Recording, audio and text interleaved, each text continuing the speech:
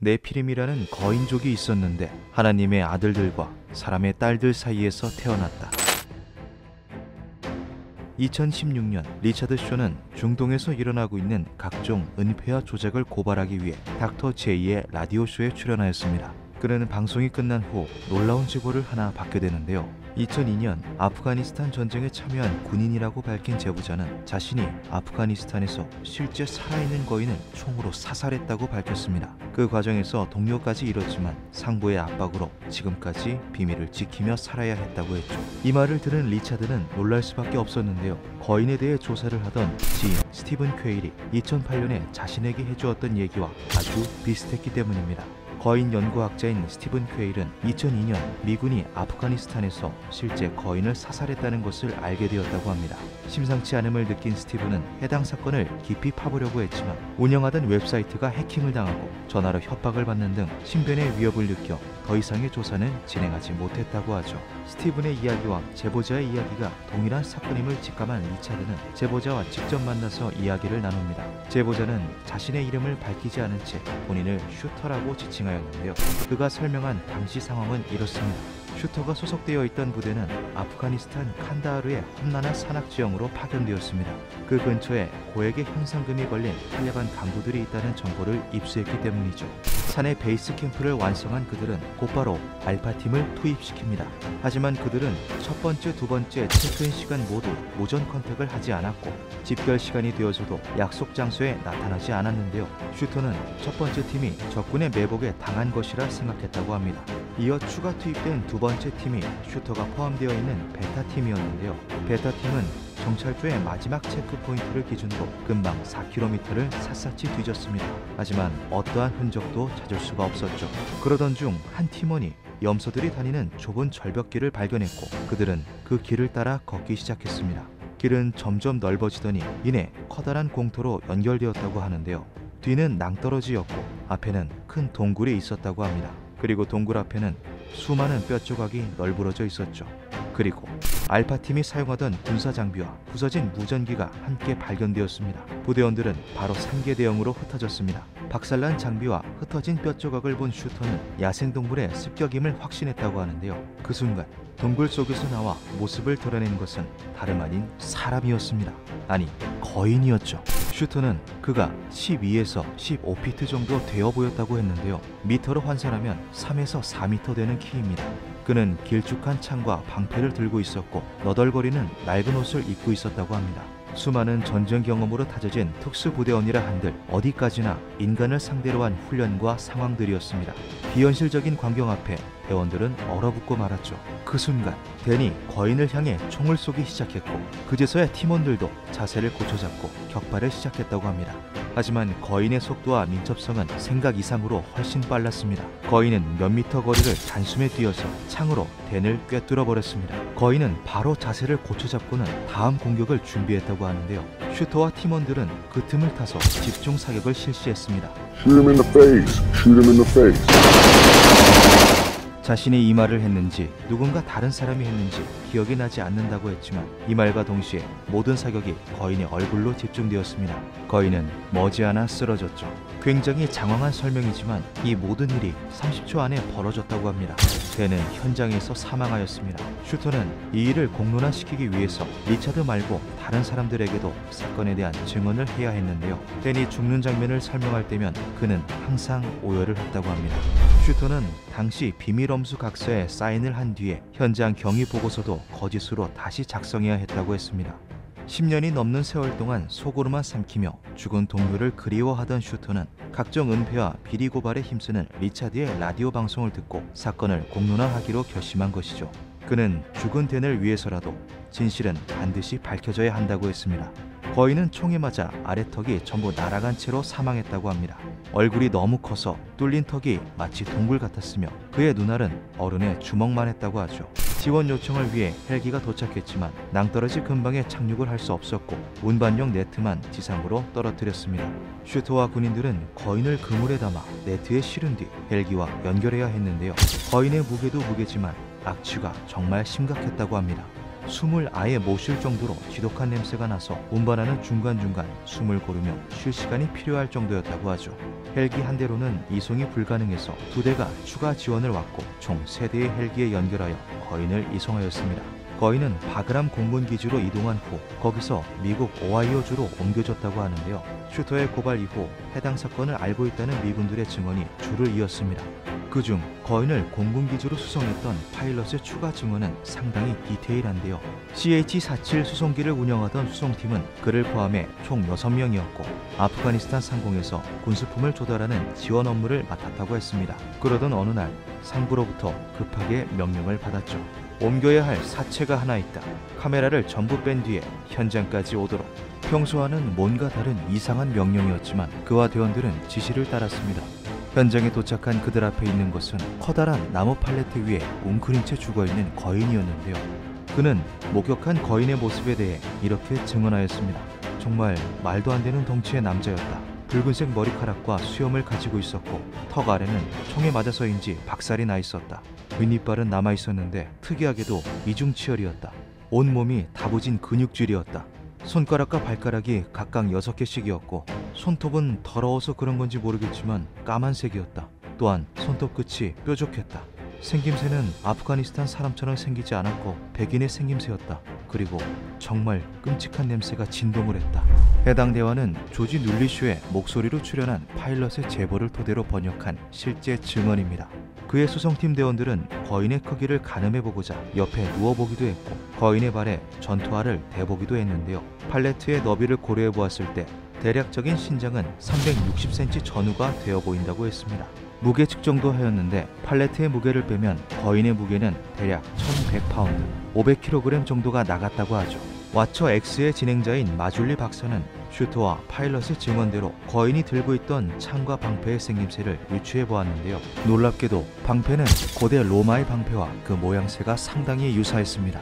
이것은 거인의 수명이 인간을 훨씬 능가하며 고대부터 존재해 왔을 수 있다는 것을 시사하는데요. 실제로 전 세계 곳곳의 유적과 문헌에는 거인에 대한 수많은 기록이 존재합니다. 마줄리는 거인이 사살되었던 칸다하르 산맥 근방 원주민들을 조사하던 중 충격적인 사실을 하나 더 발견합니다. 아프가니스탄 원주민들은 거인의 존재를 알고 있었고 그를 산의 신으로 받들었다는 것인데요. 거인을 언제부터 모셨냐는 그의 질문에 원주민들은 이렇게 답했다고 합니다.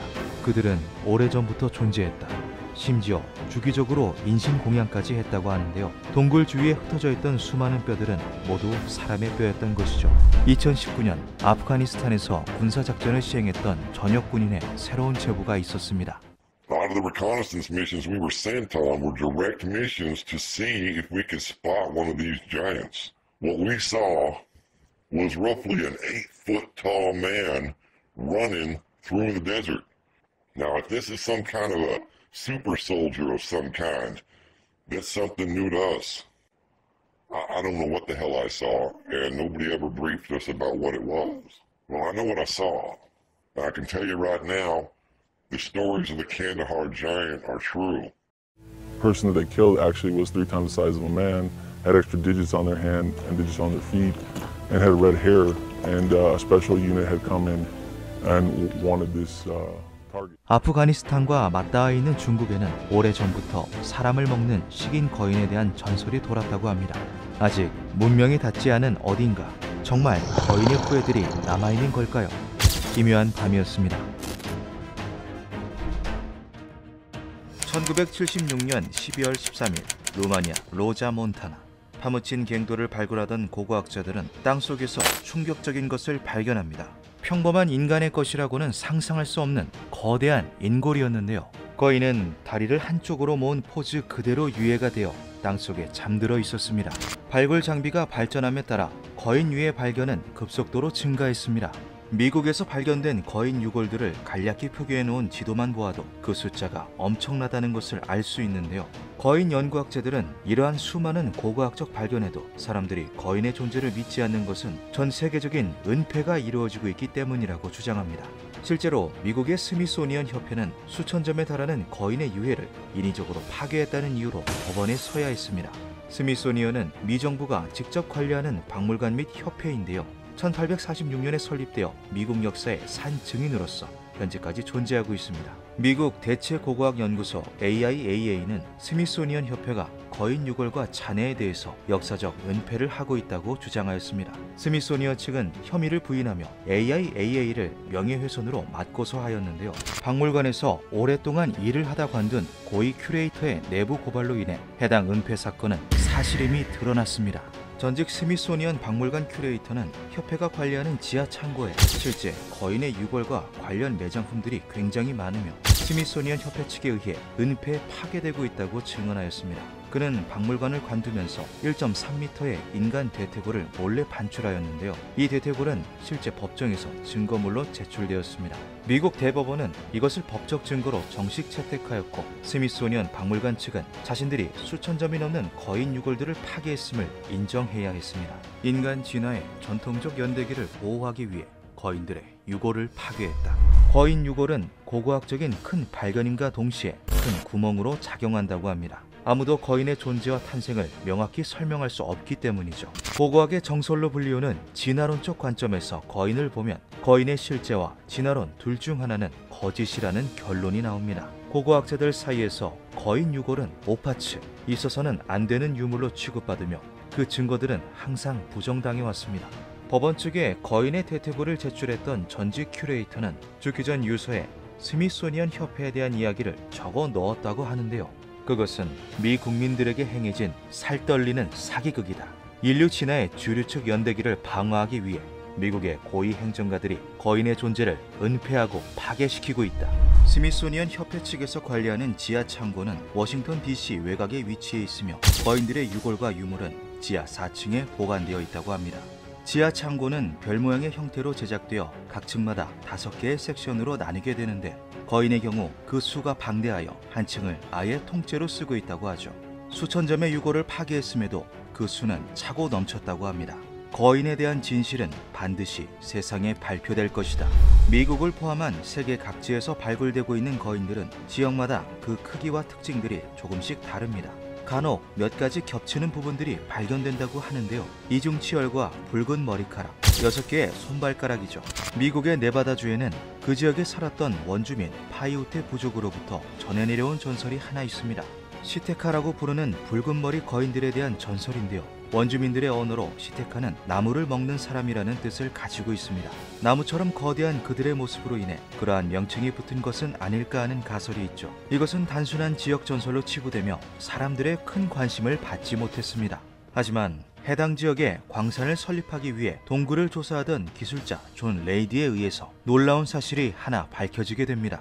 파이오테 부족의 전설 속에 등장하는 러브락 동굴 내부에서 거인 유골들이 실제로 발견된 것이죠. 미라화가 진행되었던 몇몇 거인들에 의해서 그들이 붉은 머리를 가지고 있다는 사실 또한 확인되었습니다. 동굴에서는 그들이 신고 다녔을 거라고 추정되는 거대한 신발도 발견되었습니다. 이에 버클리 대학과 네바다 역사학회는 즉시 조사 인원을 파견하여 추가 유골들을 발굴해냈는데요. 유골들의 골격을 측량한 결과 이들은 2.4m에서 3m 정도 되는 신장을 가졌을 것으로 추정된다고 합니다. 해당 유골들은 현재 네바다주에 위치한 훔볼트 박물관에 전시되어 있습니다. 이 외에도 아일랜드에서 발가락 6개의 3.7m의 신장을 가진 거인 미라가 발굴되기도 했으며 미국 중서부에서는 2m의 신장에 이중치열을 가진 거인 유해가 대량으로 발견되기도 했습니다. 그 중에는 손가락이나 발가락이 6개인 개체들이 많았다고 하죠. 아마존강 유역으로 조사를 나섰던 탐험팀이 붉은 머리카락에 거인들이 달리고 있는 것을 보고 학회에 보고했던 사례도 있다고 하는데요. 저번 영상에서 다루었던 칸다하르 거인도 붉은 머리카락, 이중치열, 6개의 손발가락을 가지고 있었죠. 거인의 존재를 믿는 학자들은 이 붉은 머리 거인들이 지구에 최후로 살아남은 거인 족속이며 모종의 이유로 세계 각지로 흩어진 것 같다는 추측을 내놓기도 했습니다.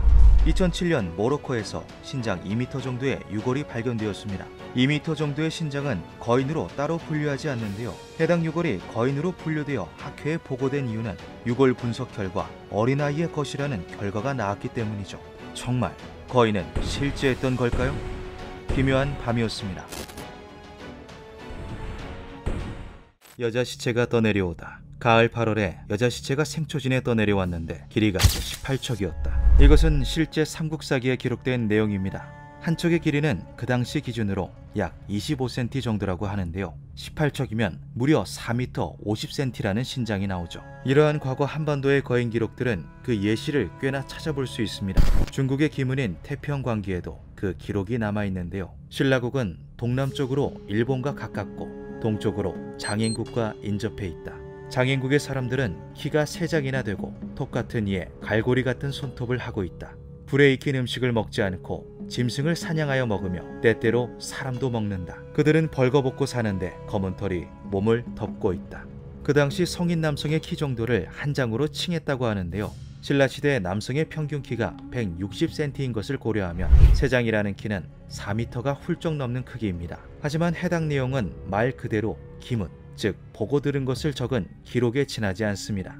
사람들의 입을 타고 전해 내려오는 구전이 대다수이며 민담이나 지역 전설들도 섞여 있다고 하죠. 하지만 여기서 주목해야 할 점이 하나 있는데요. 거대한 사람들이 산다는 장인국이 신라국 동쪽에 있었다는 점입니다. 중국의 역사책인 신당서 신라편에도 동쪽에 거인섬 이야기가 실려 있으며 9세기에 살았던 왕인유가 당시의 사회사를 기록한 옥당 하나에서도 그 기록을 찾아볼 수 있죠.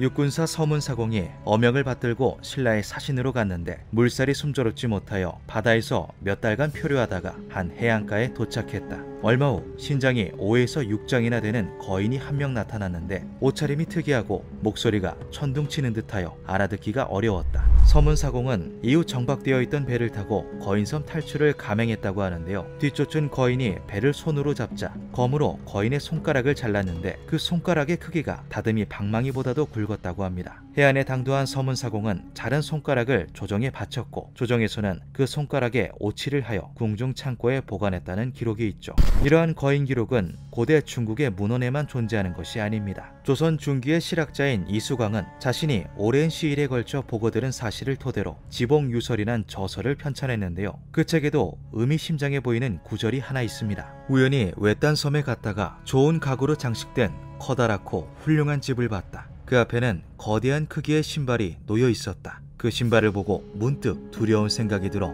도망쳤다. 또한 조선 인조 때 발간된 용주유고에 실린 통천 해척 표풍설에도 거인의 이야기가 등장합니다. 해당 글에는 강원도 통천의 어느 뱃사람이 폭풍에 휘말려 표류하다 외진 섬에 당도하고 거기서 부부로 보이는 남녀 거인을 목격했다는 이야기가 실려있죠. 각기 달라 보이는 기록들임에도 한 가지 공통점을 찾아볼 수 있는데요. 그것은 거인을 목격한 곳이 섬이라는 것입니다. 또한 그곳이 신라의 동쪽 부근에 위치해 있었다는 대목도 여러 찾아볼 수 있죠. 신라 동쪽에 위치한 대표적인 섬으로 우산국, 즉 울릉도를 예로 들 수 있는데요. 놀라운 것은 우산국 관련 기록 중 거대한 과일과 동물들의 기록이 자주 등장한다는 점입니다. 뇌만한 복숭아씨, 고양이만한 쥐, 기둥만한 대나무 등의 기록이 세종실록에 실제 기록되어 있다고 하죠. 중국의 태평광기, 신당서, 옥당 한화, 조선의 지봉유설, 용주유고, 각기 다른 나라, 다른 시대에 적힌 문헌들이 이러한 공통점을 가지는 이유는 무엇일까요? 단순히 전해 내려온 민담이나 전설일까요? 아니면 정말 그곳에 무언가 있었던 걸까요? 신라의 4대 군주였던 탈의 이사금은 키가 9척 7촌에 달했다고 합니다. 당시 기준으로 계산해보면 무려 2m 50cm라는 신장이 나오는데요. 두 골의 둘레만 해도 3척에 달하며 참으로 천하에 짝이 없는 역사의 뼈였다라는 기록이 삼국유사에 남아있기도 합니다. 또한 신라의 26대 왕인 진평왕은 신장이 무려 11척 2m 75cm 정도였다고 하는데요. 진평왕은 태어나면서부터 기골이 장대하여 힘이 장사였다는 기록이 존재합니다. 신라의 동쪽에 위치해 있었다는 장인국, 그리고 유독 거대했다는 기록이 많은 신라의 위인들, 이들은 서로 어떤 관계가 있을까요? 기묘한 밤이었습니다. 2012년 사진작가 그레고르 스포에리는 1988년에 이집트 여행을 하며 찍은 사진 몇 장을 공개합니다. 이것은 공개 즉시 큰 화제가 되었는데요. 손가락의 길이가 무려 35cm에 달했기 때문이죠. 일반적인 사람의 손가락 길이가 10cm 내외인 것을 생각해 보았을 때 35cm의 손가락은 비정상적으로 큰 길이였습니다. 손가락의 길이로 추정한 신장은 무려 4m 50cm에 육박했죠. 여행 당시 카이로 북서쪽 비르후카에 위치한 농가에서 도굴꾼 노인과 만났던 적이 있다. 그는 낡은 헝겊 조각에 쌓인 곰팡내 나는 손가락을 하나 보여주었는데 그 거대한 손가락은 아무리 보아도 인간의 것으로는 보이지 않았다. 터무니없이 높은 금액을 제시해서 사들이지는 못했지만 300불을 지불하고 그것을 사진으로 찍을 수 있었다. 노인의 주장에 의하면 이 손가락은 1962년도 기자 지역의 한 고분에 몰래 침투하여 도굴해온 거인의 손가락이라고 합니다. 지폐와 비교해보면 그 거대한 크기를 실감할 수 있는데요. 노인은 스위스의 전문기관에서 평가받은 감정서와 직접 촬영한 엑스레이까지 가지고 있었습니다. 이것은 정말 거인의 유해였을까요? 이집트에서 발견된 거인의 흔적은 이뿐만이 아닙니다. 이집트의 레크미르 고분 벽화에는 유독 거대한 사람들의 그림이 많은데요. 커다란 크기의 돌을 옮기는 사람, 기린과 신장이 비슷한 사람, 배를 미는 거대한 사람 등 평범한 일반인과는 체격이 월등히 달라 보이는 거인들이 그려져 있습니다. 이에 학자들은 신분이 높은 사람들은 크게, 신분이 낮은 사람들은 작게 그린 것일 확률이 높다며 거인설을 일축했죠. 하지만 그럼에도 의문점들은 남습니다. 신분이 높은 사람이 어째서 벽돌을 나르고 배를 미는 등의 중노동에 속하는 일을 한 걸까요? 또한 거인들의 크기는 대략 4에서 5m 정도로 일정하게 묘사되어 있습니다. 이것은 우연한 공통점일까요? 이집트 피라미드의 건설 방법은 현재까지 명확하게 풀리지 않았습니다. 나일강을 이용했다, 모래 언덕을 만들어 돌을 굴려 이동했다 등 그럴싸한 가설들은 많이 있지만 아직 정설로 통하는 건 명확히 없다고 하죠. 돌 자체는 석회암으로 가공하기 쉬웠다고는 하나 그 이동 방법과 건설 방법에 대해서는 아직도 말들이 많습니다. 피라미드 건설에 사용된 돌 하나의 평균 무게는 대략 2.5톤이라고 합니다. 이것은 1톤 트럭의 2배를 넘는 무게인데요. 피라미드 건설에는 230만 개가 넘는 돌들이 사용되었으며 크기가 제일 큰 쿠푸왕 대피라미드의 경우 147m까지 돌을 끌어올려야 했습니다. 과연 모래 언덕을 높게 쌓는 것만으로 이 모든 것이 가능했을까요? 이집트의 피라미드 연구학자 하르토 도스는 나일강과 모래 언덕만으로 피라미드를 쌓아 올린 것이라면 최소 10만 명의 일꾼과 20년의 건설 시간이 필요하다고 말했습니다. 쿠푸왕 대피라미드는 그 배에 가까운 노동력과 시간이 필요했을 거라고 하죠. 이러한 피라미드의 비상식적인 크기와 건설 방법은 단 하나의 가설로 전부 설명이 가능합니다. 바로 거인이죠. 이것은 이집트의 기자 지역 인근에서 발견된 지문으로 추정되는 흔적입니다. 돌을 움켜쥘 때 남은 듯한 이 지문의 크기는 굉장히 거대했다고 하는데요. 지문으로 추정한 손가락의 길이는 대략 35cm, 손가락의 길이로 예측할 수 있는 신장은 4에서 5m라고 합니다. 스포에리가 공개한 손가락 유골과 상당한 공통점을 보이는데요. 해당 돌은 실제 피라미드 건설에 사용된 석회암의 일부였으며 단순하게 돌이 패인 흔적이 아닌 실제 사람의 손가락 형태와 미약한 지문의 잔재 확인이 가능한 역사적 사료로 평가받는다고 합니다. 실제로 기자 지역은 예로부터 거인에 대한 전설이 특히나 더 많았던 지역이라고도 하죠. 이집트 피라미드의 정밀도는 그 당시 기술력으로는 불가능한 일이라고 평가받을 정도로 뛰어나다고 합니다. 이 정도의 건축술은 적어도 수천 년의 역사를 간직한 문명이어야만 가능한 일이라고 하는데요. 쿠푸왕 대피라미드의 건설 시기는 이집트 사왕조 시기였다고 전해집니다. 피라미드라는 고도의 건축물을 남기기에는 턱없이 부족한 역사인데요. 어느 날 갑자기 신의 능력을 가진 천재 기술자라도 나타난 걸까요? 이상한 것은 피라미드뿐만이 아닙니다. 스핑크스 역시 그 기원과 역사에 대해 말이 많은데요. 스핑크스를 조사한 수많은 학자들이 동일하게 꼽는 미스터리가 하나 있습니다. 스핑크스에서 눈과 비와 같은 물로 인한 침식 흔적이 관찰된다는 것이죠. 이것은 스핑크스가 습한 기후에 놓여져 있다는 것을 의미합니다. 하지만 스핑크스가 위치한 고원은 기원전 3000년 이래 비가 거의 오지 않았습니다. 잠깐 내리는 비 정도로는 정교한 건물에 침식을 발생시킬 수 없는데요. 해당 지역에 비가 많이 내렸을 거라고 추정되는 시기는 기원전 1만 년 정도는 거슬러 올라가야 한다고 합니다. 어쩌면 이집트의 유물들이 우리가 알고 있는 것보다 훨씬 오래전에 거인 문명에 의해 건설된 것은 아닐까요? 이집트의 고대 거인 문명 이론은 현재까지 이런저런 토론이 이어지고 있지만 명확한 해답을 내놓지는 못하고 있습니다. 고대 이집트학의 아버지라 불리는 장 프란시스 챔폴리오는 이에 대해 이렇게 말했습니다. 피라미드 건설 미스터리를 상식적으로 해결할 수 있는 가장 심플하고 일리 있는 해석은 이것의 주인이 거인이라고 생각하는 것이다. 이집트의 거대하고 뛰어난 문명은 정말 거인에 의해서 만들어진 걸까요? 기묘한 밤이었습니다.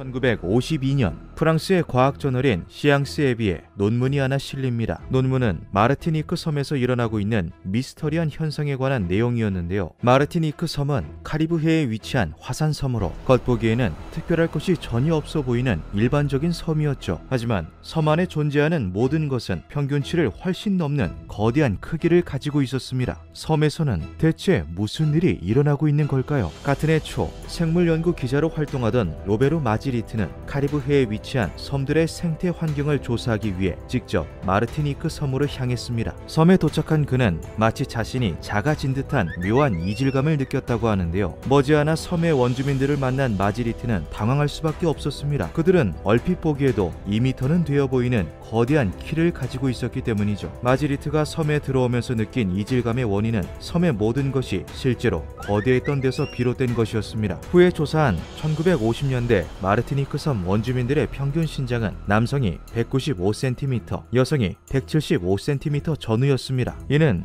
그 당시 유럽인들의 평균 키보다도 훨씬 높은 수치였는데요. 남성의 경우 대략 20cm, 여성의 경우 15cm가 더 높았죠. 사람의 평균 신장은 각 나라가 가진 문화나 식습관에 의해 변하기 마련입니다. 하지만 마지리트는 이것이 단순한 환경 문제가 아닐 것이라 여겼는데요. 마르티니크 섬에 있는 것들은 거의 모든 것이 바깥 세상의 것보다 훨씬 거대했기 때문이죠. 쥐는 강아지만 했으며 평균 20m 전후로 자라는 나무들은 크기가 40m에 육박했고 성체 기준 10cm 정도의 몸집을 가지고 있는 토케이 개코는 무려 50cm까지 자라났습니다. 파인애플, 바나나, 포도 등 농작물들도 비정상적으로 거대했는데 그 성장 속도 또한 빨라서 1년에 한 번 하는 수확을 분기별로 총 4번씩 나눠서 할 정도였습니다. 현상을 조사하던 마지리트는 이상한 것을 하나 눈치채는데요. 동식물들이 비정상적으로 자라나기 시작한 시점이 존재한다는 것이었죠. 뿐만 아니라 원주민들 역시 애초부터 키가 컸던 게 아닌 어느 시점을 기준으로 갑자기 키가 크기 시작했다는 것을 알아냅니다. 마지리트는 원주민들의 증언을 토대로 그 시작점을 유추해 보았는데요. 그것은 불과 4년 전인 1948년이었습니다. 모든 것이 정상이었던 섬은 단 4년 만에 알 수 없는 이유로 인해 거대 섬으로 변한 것이죠. 마지리트는 해당 연구 내용을 취합하여 프랑스의 과학 저널 시앙스 비에에 기고하였고 이 내용은 전 세계적으로 큰 화제가 되었습니다. 프랑스 정부는 이상 현상의 진실을 조사하기 위해 생물학자와 유전학자로 구성된 연구팀을 꾸려 마르티니크 섬으로 급파하였죠. 섬에 도착하여 조사를 시작한 연구팀은 이상한 일을 겪게 되는데요. 섬에 머무는 동안 키가 점점 자라나기 시작한 것입니다. 성장을 멈춘 지 20년도 더 된 중년의 학자들은 섬에서 연구를 진행하는 몇 달 동안 적게는 5cm, 많게는 10cm까지 키가 크는 기현상을 겪었죠. 마르티니크 섬의 이상 현상은 현재 과학적으로 설명이 불가능하다. 팀의 주임 연구원이었던 주루 글라벨그 박사는 섬에서만 발현되는 특정 원인이 있는 것은 분명하나 이렇다 할 원인에 대해서는 파악하지 못하였다고 발표하였습니다. 하나 특이사항으로는 섬의 방사능 수치가 기준치보다 높다는 것인데 이것만으로는 설명할 수 없는 문제였죠. 마르티니크 섬의 거대한은 방사능으로 인한 돌연변이다. 이에 이탈리아의 생물학자인 에반드로 로디는 섬의 이상 현상이 방사능으로 인한 것일 수 있다는 가설을 제시하였습니다. 그는 일본 히로시마의 생태가 핵폭발 전후로 큰 차이를 보였던 것을 예로 들었는데요. 실제로 히로시마에서는 방사능의 영향으로 추정되는 거대 기형 생물들이 출몰하여 논란이 되기도 했습니다. 하지만 로디의 주장은 금세 반박되었는데요. 방사능으로 인한 기형은 다른 여러가지 생체 이상을 불러오는 것이 대부분인데 마르티니크 섬의 경우 외형적인 부분만 거대해졌을 뿐 생체 기능은 모두 정상이었기 때문이죠. 그렇게 섬에 대한 연구와 조사가 반복되던 1958년 마지리트가 이상 현상이 발현된 시점이라 꼽은 1948년부터 딱 10년이 흐른 그때 섬의 모든 것이 갑자기 정상으로 돌아가기 시작했습니다. 농작물과 동식물들은 점차 본래의 크기를 되찾아갔으며 섬 원주민들의 평균 키도 점점 줄어든 것인데요. 기존에 거대했던 생물들이 원래 크기로 줄어든 것이 아닌 새로 태어나고 자라는 생물들의 크기가 점차 작아진 것이죠. 학자들은 급하게 다시 재조사를 실시하였지만 마르티니크 섬의 이상 현상에 대해서는 어떠한 비밀도 풀어낼 수 없었습니다. 어느 날 갑자기 모든 것이 거대해지기 시작한 마르티니크 섬. 10년 동안 섬 안에서 발생한 기현상은 현재까지도 풀리지 않는 미스터리로 남아 있습니다. 기묘한 밤이었습니다. 2017년 7월 중국 산둥성의 자오바 마을. 룽산 유적의 유물을 발굴하던 산둥대학교의 고고학팀은 놀라운 것을 발견합니다. 무덤으로 추정되는 유적에서 인간의 유골을 발굴한 것인데요. 5천년 전에 묻힌 것으로 추정되는 이 남성의 키는 무려 2m에 육박했죠. 이것은 뼈의 구조를 기반으로 측정한 결과이다. 그가 만약 살아있는 사람이었다면 이보다 더 컸을 것이다. 해당 유적지에는 총 104채의 집과 205개의 무덤, 그리고 인신공양의 흔적으로 보이는 20개의 구덩이가 발견되었습니다. 무덤에서 발굴된 고대 룽산족 유골들의 신장은 하나같이 평균치를 훨씬 웃돌았는데요. 당시 중국을 포함한 아시아 문명권의 평균 남성 신장은 적게는 140대, 크게는 150 중후반 정도로 추측된다고 하죠. 반면 룽산 유적에서 발굴된 유골들의 신장은 그보다 50cm가량 더 컸습니다. 평균 신장이 정상치의 50cm를 초과한다는 건 단순하게 크다라는 개념을 훨씬 벗어납니다. 룽산족 유골들은 그 체격과 골격에서 나오는 근력 역시 정상인의 범주를 훨씬 넘어서는 수준이었을 것이라고 하는데요. 룽산 문명이 발달했던 산둥성 인근은 예로부터 키가 큰 대인에 대한 기록들이 많습니다. 대표적인 인물이 바로 공자인데요. 산둥성에서 태어났다는 공자는 그 키에 대한 기록과 후문이 아주 많죠. 공자는 키가 9척 6촌이었다. 아버지 숭량흘은 공자보다 더 큰 10척 장신이었다. 9척 6촌이라는 키는 현대식으로 계산했을 때 무려 2m 70cm에 달하는 키입니다. 하지만 고대에는 그 기준이 많이 달랐는데요. 현대의 학자들은 중국의 여러 문헌 기록들로 볼 때 공자의 키가 컸던 것은 사실이나 2m를 넘지는 않았을 것이며 190cm 정도였을 가능성이 높다고 말하였습니다. 공자의 아버지인 숭량흘 역시 10척이라고 기록된 것으로 보아 감은 대대로 내려온 유전자의 영향이 큰 것으로 보이죠. 2m 정도의 키는 현대의 기준으로 볼 때는 그다지 충격적이지 않을 수 있습니다. 하지만 서양도 아닌 동양에서 지금으로부터 5000년도 더 전에 살았던 사람들의 키가 이 정도였다는 것은 아주 이례적이고 놀라운 결과인데요. 조사를 맡았던 산둥대학교의 팡후이 박사는 키가 큰 유골일수록 더 크고 화려한 무덤에 묻혀 있었다며 그들의 신장은 신분과도 아주 밀접한 연관이 있었을 수 있다고 말하였습니다. 또한 그는 이러한 거대한 키가 영양가 있는 식단에서 비롯된 것일 수 있다는 주장을 하기도 했는데요. 중국 최초의 왕조가 시작되기도 전에 번성했던 룽산 문명은 여타 고대 문명과는 다르게 농업 위주의 곡물 식단보다 식용 가축을 길러 얻는 육류 위주의 식사를 했던 것으로 드러났습니다. 하지만 중국의 다른 사학자들은 단백질 위주의 식단만으로 평균 키가 그 정도로 자라났다는 것에 대해 의문을 표했는데요. 2015년에 실시된 조사에 따르면 산둥 지역 주민들의 평균 키는 남성의 경우 175cm, 여성의 경우 172cm 정도인 것으로 확인되었습니다. 이 역시 중국의 다른 지역과 비교했을 때 굉장히 큰 키인 것은 분명하지만 발굴되었던 고대 룽산인들의 유골과는 큰 차이를 보였죠. 풍부한 영양소를 포함한 식단이라면 모든 면에서 5000년 전보다는 현재가 훨씬 더 낫습니다. 하지만 지금 산둥성에 사는 중국인들의 키는 2m에 육박하지 않죠. 학자들은 룽산 문명에서 발견된 인신공양의 흔적에도 주목했는데요. 룽산 시대에 인신공양이 크게 유행하였다는 것은 이미 알려진 사실이었으나 신장이 거대한 유골들의 무덤이 화려했던 것처럼 인신공양에도 신장과 관련된 어떠한 연관점이 있을 수 있다고 생각한 것이죠. 룽산 유적에 대한 발굴과 연구는 현재까지도 활발하게 이루어지고 있습니다. 고대 룽산인들은 어떻게 그런 장대한 기구를 가질 수 있었을까요? 같은 해인 2017년 8월 중국의 귀주성 부근을 여행하던 관람객은 이상한 발자국을 하나 발견하고 그것을 사진으로 찍어 올립니다. 이것은 명백한 사람의 발자국으로 보였으나 그 크기가 말도 안 되게 거대했는데요. 길이가 57cm, 너비가 20cm에 달했으며 폐인 깊이는 약 3cm였습니다. 이를 토대로 추측한 키는 3m를 훌쩍 넘었으며 패였던 흔적으로 보아 그 체중 역시 육중했을 것으로 추측되었죠. 상식을 벗어나는 발자국 크기에 대부분의 사람들은 이것이 우연히 사람의 발 모양으로 찍힌 충돌흔이나 바위 자국일 것이라고 말하였습니다. 하지만 몇몇 사람들은 발가락 5개가 온전히 남아있는 점, 발볼 부분이 튀어나와 있는 점, 밟는 지점에 실리는 무게의 차이에 따라 패인 흔적의 깊이가 다른 점, 전체적으로 눌린 모양이 일정한 점 등을 예로 들며 이것이 고대 중국에 살았던 거인의 발자국일 수 있다고 주장하였는데요. 중국은 아시아권 나라 중에서도 특히 거인에 대한 신화나 전설이 많은 것으로 유명하기도 합니다. 중국 곳곳에서 발견되는 거대한 사람들의 흔적들, 이들은 서로 어떠한 연관점이 있지는 않을까요? 기묘한 밤이었습니다.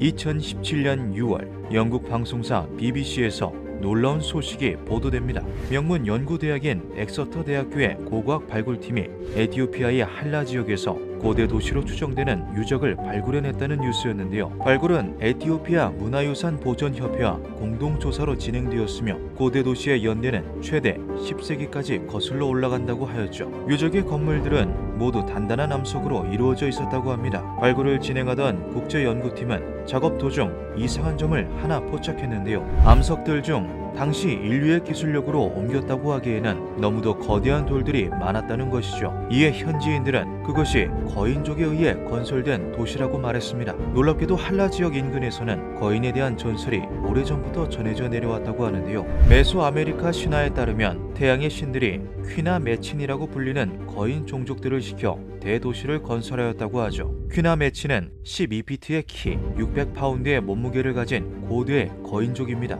네 번째 태양의 시대에 살았다고 전해지는 그들은 멕시코 일대에 거주했으며 현재까지도 남아있는 멕시코의 거성 유적 테오티우아칸과 촐룰라 대피라미드를 건설한 장본인이라는 전설이었죠. 더 놀라운 것은 할라 지역에서 내려오는 이야기 중에 소수 퀴나 메친들이 에티오피아 인근에 정착했다는 전설 또한 존재한다는 것인데요. 전설에 따르면 퀴나 메친들은 신을 섬기지 않아 미움을 사게 되었고 그로 인해 원주민들과 끊임없는 투쟁을 벌였다고 합니다. 반복되는 투쟁으로 인해 거인족은 차츰 멸종의 길을 걷게 되었고 그들 중 일부가 다른 대륙으로 흩어져 대를 잇고자 하였지만 그 핏줄은 결국 오래가지 못했다고 하죠. 이와 관련된 사파는 가장 오래된 성경 사본이라고 불리는 바티카누스 코덱스에 실려있기도 합니다. 4세기경에 작성되었다는 이 고문원에는 멕시코 고원의 원주민들이 거인을 사냥하는 모습이 그려져 있죠. 할라 지역의 현지인들은 그렇게 타대륙으로 건너간 퀴나 메친 일부가 이곳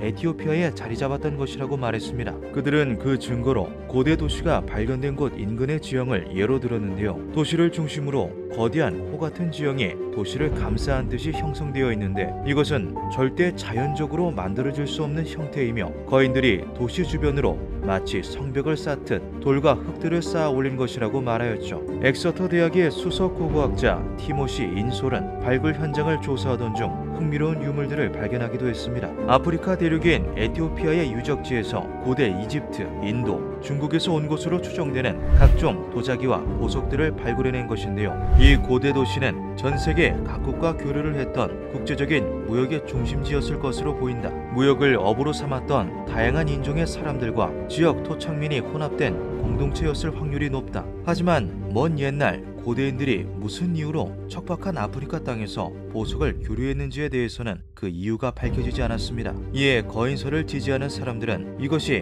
무역의 흔적이 아닌 각 나라에 흩어져 있던 거인의 후손들이 한 곳에 정착하게 되며 자연스레 모인 유물들이라고 말했는데요. 전 세계의 각 대륙에 뿔뿔이 흩어져 살던 퀴나 메친 거인족들이 이곳에 정착하면서 살던 곳의 물건과 귀중품을 같이 챙겨왔다는 것이죠. 이집트, 인도, 중국 등 유물들의 본토로 추측되는 곳들 또한 거인에 대한 전설들이 실제로 존재하는 곳이기도 합니다. 에티오피아에서 발견된 고대 도시가 옛 거인들의 도시라고 불리게 된 데에는 또 다른 이유가 있었는데요. 2015년 고인류학자 요하네스 셀라시는 에티오피아 북서부의 아파르 지역에서 인간의 것으로 추정되는 턱뼈를 발굴했습니다. 주변 퇴적물의 연대를 측정한 결과 이 뼈는 지금으로부터 350만 년 전엔 플라이옷의 중기에 묻힌 것으로 추정되는데요. 인간이라기보다 인류의 먼 조상인 유인원 정도로 추측되는 화석이었죠. 문제는 턱뼈가 너무나도 거대했다는 것입니다. 턱뼈의 크기로 계산한 전체 신장은 무려 350cm에 달했는데요. 이는 고대 전설에 등장하는 퀴나 메친의 신장과도 일치하는 부분이죠.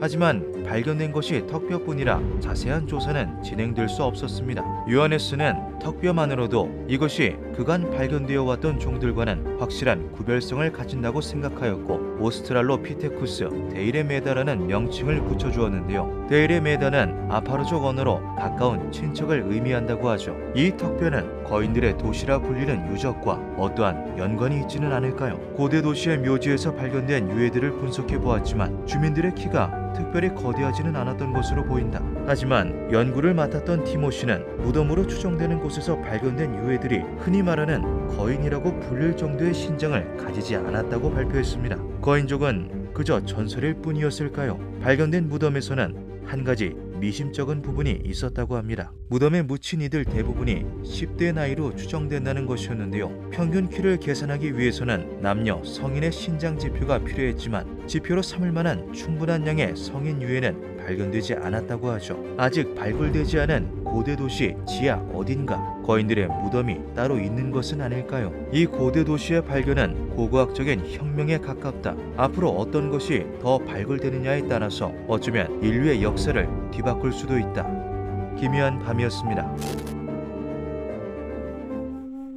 2008년 11월 이란 북서부에 위치한 사난다지의 한 도로공사 현장에서 거대한 지하 묘지가 발견됩니다. 나라 전체가 하나의 유적지인 이란에서 공사 도중 유물이 출토되는 건 흔한 일이었는데요. 그런 이란에서도 내부에 2개의 광장과 수로를 갖춘 2층 규모의 각종 부장품이 가득한 지하 묘지가 발견된 것은 엄청난 사건이었죠. 이란 국영통신사 이르나를 비롯한 현지 매체들은 세 개의 발굴 소식을 일제히 보도했습니다. 동시에 발굴 상황을 담은 것으로 보이는 36초짜리 영상이 유튜브 등을 통해 확산되기 시작했는데요. 놀랍게도 그 안에는 석관에 반드시 누운 상태로 발견된 미라의 모습이 담겨 있었죠. 거인왕의 미라가 발견됐다. 이상한 것은 미라가 인간이라고 하기엔 비정상적으로 컸다는 것입니다. 또한 딱딱하게 굳거나 말라 비틀어진 일반적인 미라들과 달리 피부가 완벽하게 보존된 상태였죠. 전신은 보석과 황금으로 장식되어 있었으며 두 눈 위에는 동전이 올려져 있었고 머리에는 화려한 금관을 쓰고 있었습니다. 가슴 위에는 수메르 쇠기 문자가 새겨진 물고기 모양 금판이 올려져 있었는데 그 만듦새는 이란의 고대 왕조 아르메네스의 유물과 유사했죠. 하지만 발굴에 참여한 전문가들 중 그 누구도 미라의 정체를 밝혀내지 못했는데요. 같이 묻혀있던 부장품들은 각기 다른 왕조의 것들을 모아놓은 듯 시대를 아울렀기 때문이죠. 그러는 사이 다른 사람들 사이에서는 미라가 고대 거인 종족 아눈나키일 것이라는 소문이 퍼지기 시작합니다. 아눈나키는 인류 최초의 문명이라고 불리는 수메르와 몇몇 문화권에서 인류를 창조한 신으로 묘사되는 거인 종족입니다.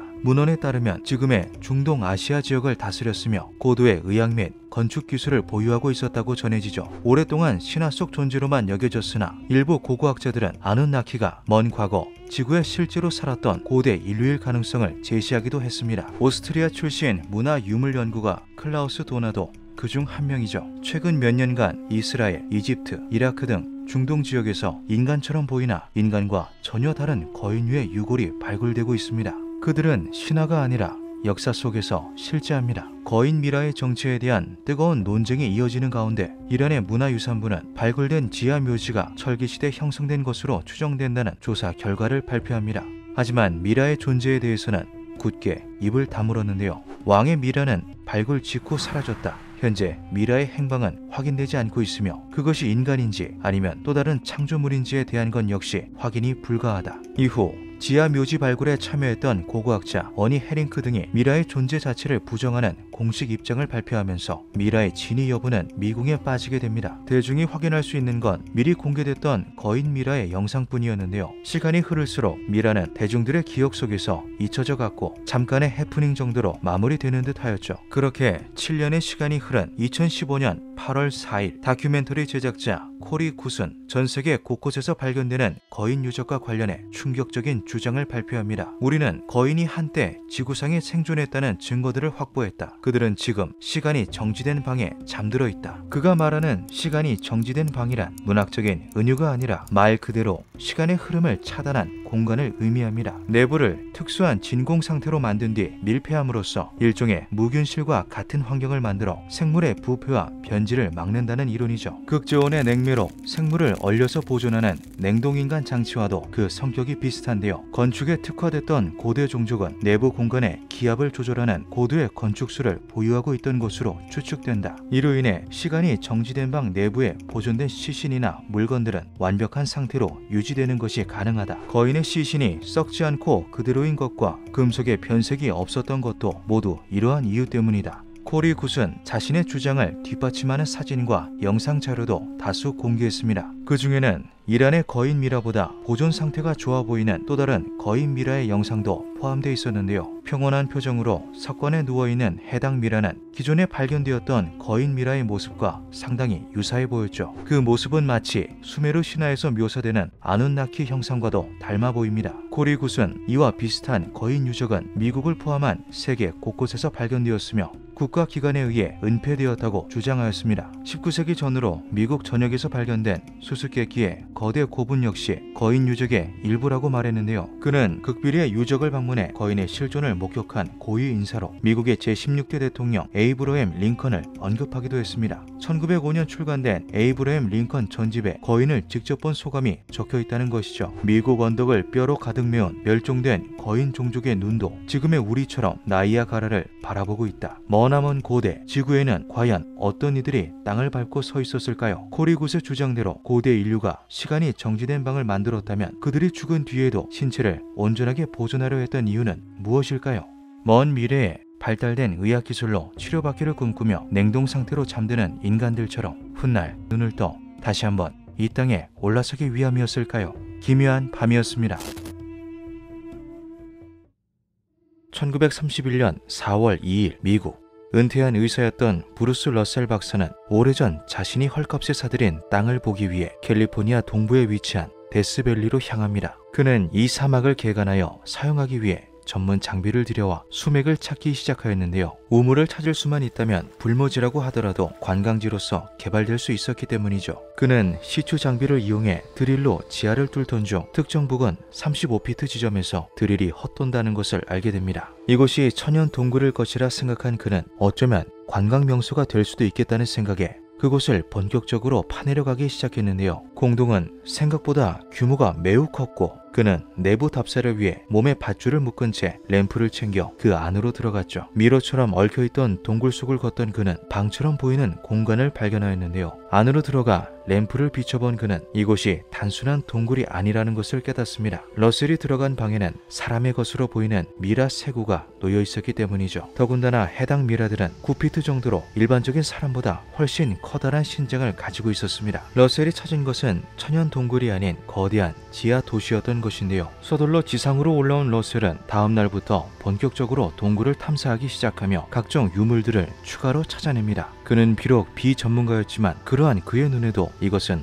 엄청난 발견임이 분명해 보였죠. 하지만 전문 지식의 한계를 부딪힌 러셀은 해당 고대 문명의 기원, 거인으로 보이는 듯한 미라의 정체 등 표면적으로 보이는 내용 외에는 파악이 힘들었습니다. 이에 고심하던 그는 후위를 도모하며 유적지의 입구를 나무판으로 막고 모래를 덮어 감추었죠. 그렇게 15년이 지난 1946년 자신의 옛 환자이자 재력가였던 하워드 힐을 만난 러셀은 그와 이야기를 나누던 도중 이 사람이야말로 자신과 함께 지하 도시를 발굴할 인재라고 여겨 그에게 자신이 15년 전 발견한 지하 도시와 거인 미라에 관한 이야기를 전합니다. 러셀은 자신이 직접 발굴한 유물의 일부를 그에게 보여주기도 했는데요. 고고학적으로 일가견이 있던 하워드는 이것이 모조품이 아니라는 것을 깨닫고 그와 함께 발굴 사업을 진행하기로 결심합니다. 이후 그들은 어메이징 탐험 주식회사를 설립하고 투자자들을 유치, 몇몇 사람들을 데리고 지하 도시의 유물들과 거인의 미라를 직접 보여주기도 하였죠. 그 과정에서 해당 유물의 연대가 수만 년 전까지 거슬러 올라간다는 점, 미라가 입고 있던 예복에 쓰인 동물의 가죽이 현재 지구상에 존재하는 동물의 가죽이 아닌 점 등이 드러났고 이것은 학계에 큰 논란이 됩니다. 이러한 내용은 1947년 8월 5일 지역 신문이었던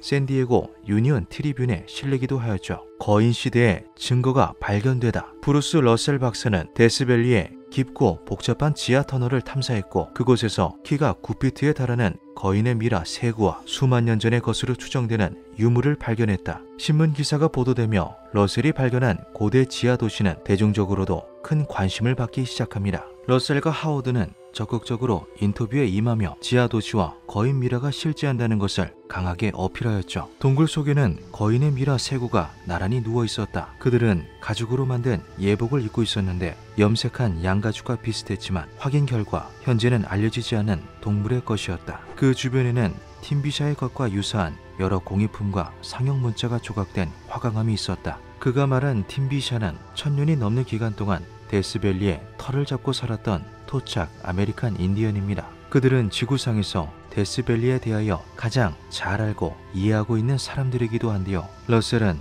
직접 그들을 찾아가 땅 밑에서 발견된 지하 도시와 거인 미라에 대해 묻기도 하였죠. 부족의 원로들이 고대 팀비샤어만 구사하여 소통이 원활하지는 않았지만 그들은 제사를 지내는 곳, 많은 동물들, 지하 인간 등의 단편적인 키워드를 언급하였다고 합니다. 부족 원로의 설명을 들은 러셀은 깜짝 놀랄 수밖에 없었습니다. 탐사 당시 터널의 끝에서 팀비샤 부족이 묘사한 제사의 방과 비슷한 공간을 발견했었기 때문이죠. 러셀은 제사의 방에 거대한 동물뼈들이 가득 쌓여 있었다고 주장했습니다. 골격으로 볼 때 고대 지구에 살았던 검치호랑이나 매머드과의 동물뼈를 모아둔 것으로 추정된다. 그들이 학계와 대중을 상대로 다양한 주장을 이어나갔던 데에는 이유가 있었습니다. 대부분의 학자들이 러셀이 전문가가 아니라는 것과 발견된 유물과 미라의 연대가 까마득히 거슬러 올라간다는 점에서 굉장히 회의적인 태도를 보였기 때문이죠. 아마추어 고고학자 무리가 지하에서 거인과 고대 유적을 발견했다. 그러나 전문 고고학자들의 반응은 회의적이다. 당시 고고학계는 러셀이 전문 박사학위를 받은 고고학자가 아니라는 점을 지적하며 탐사 결과에 진위를 의심했습니다. 이어서 로스앤젤레스 카운티 자연사 박물관 소속 고고학자들이 그들이 목격했다는 고대 검치호랑이와 매머드는 1000만 년에서 1300만 년의 시차를 두고 지구에 출현했기 때문에 동시대에 존재했을 리 만무하다고 공식 입장을 발표하기도 하였죠. 러셀 박사는 이에 맞서 데스밸리의 거인미라 세구와 지하 유적은 앞으로 우리가 찾아낼 것들 중 극히 일부에 불과할 것이라고 주장하였습니다. 그는 재차 우리의 탐사는 잃어버린 문명의 겉면을 만진 것에 불과하다고 강조하며 고고학자들에게 유적 탐사에 동행해 줄 것을 요청하였죠. 그와 함께 발굴 사업을 시작한 하워드도 학계에서 발견을 외면받은 후 자신들이 눈으로 본 곳을 지상으로 끌어올리기 위해 필사적으로 노력하였습니다. 하지만 보이는 성과나 진도는 없었는데요. 탐색해야 할 지역은 너무 넓었고 지하 터널은 지반이 약해 무너져 내리기 일쑤였죠. 전문적인 유물 발굴 지식도 기술도 없는 소수의 인원이 매일 모래폭풍이 몰아치는 사막 한복판에서 할 수 있는 일은 지극히 제한적이었습니다.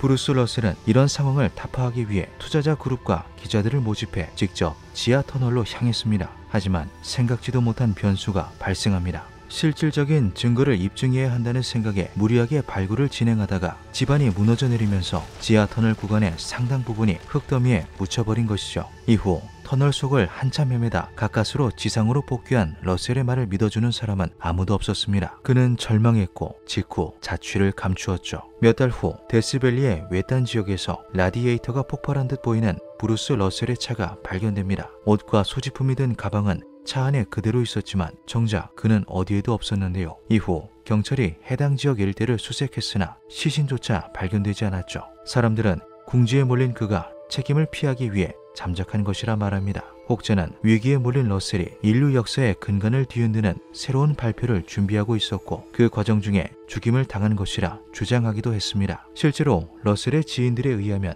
그는 자신의 실수를 만회하기 위해 충격적인 내용의 공개 기자회견을 준비 중이었다고 하죠. 놀라운 것은 데스밸리 지하에서 거대한 미라와 지하 터널을 목격한 사람은 브루스 러셀 혼자가 아니었다는 것입니다. 1932년에 출판된 책 데스밸리 맨에는 광산 갱도가 무너지면서 지하 터널에 떨어진 두 사람의 이야기가 기록되어 있습니다. 그들은 동굴을 따라 20마일을 이동하다가 거대한 지하 공간에 다다릅니다. 그곳엔 금으로 세공된 듯한 유물들과 보존 상태가 매우 좋은 인간 미라가 있었다고 하는데요. 이후 지하 터널을 탈출하는 데 성공한 그들은 곧바로 발굴단을 조직해 다시 지하 공간을 찾아 나섰으나 입구조차 찾지 못하였다고 하죠. 데스밸리 지하의 거대 도시에 대한 기록은 1920년까지도 거슬러 올라갑니다. 데스밸리 남서쪽 폐광 지반이 무너지면서 동굴 아래로 떨어졌습니다. 이제 죽었구나 싶었는데 땅속에 길이 나 있었죠. 따라가면 지상으로 나갈 수 있나 싶어 깊은 곳까지 들어가니 가죽옷을 입은 수백 구의 거대한 미라가 쌓여있는 지하 묘지가 나타났습니다. 그 장소를 다시 찾고 싶었지만 광활한 데스밸리에서 제가 한참을 헤매다 우연히 발견한 장소의 좌표를 특정하는 것은 불가능했습니다. 광부는 빛 한 점 들이치지 않는 지하에서 자신이 본 것들을 세세하게 기억할 수 있었던 것은 묘지 내부에 녹색빛이 도는 은은한 조명이 밝혀져 있었기 때문이라고 밝혔는데요. 이야기를 전해들은 지역 사냥꾼 톰 윌슨도 비슷한 이야기를 들려줍니다. 그는 네바다 일대에 살던 토착 인디언 파이우트 부족의 후예인데요. 파이우트 부족의 전설 중에는 지하 인간에 대한 이야기가 존재하죠. 그곳엔 가죽옷을 입은 피부가 고운 사람들이 살고 있는데 그들은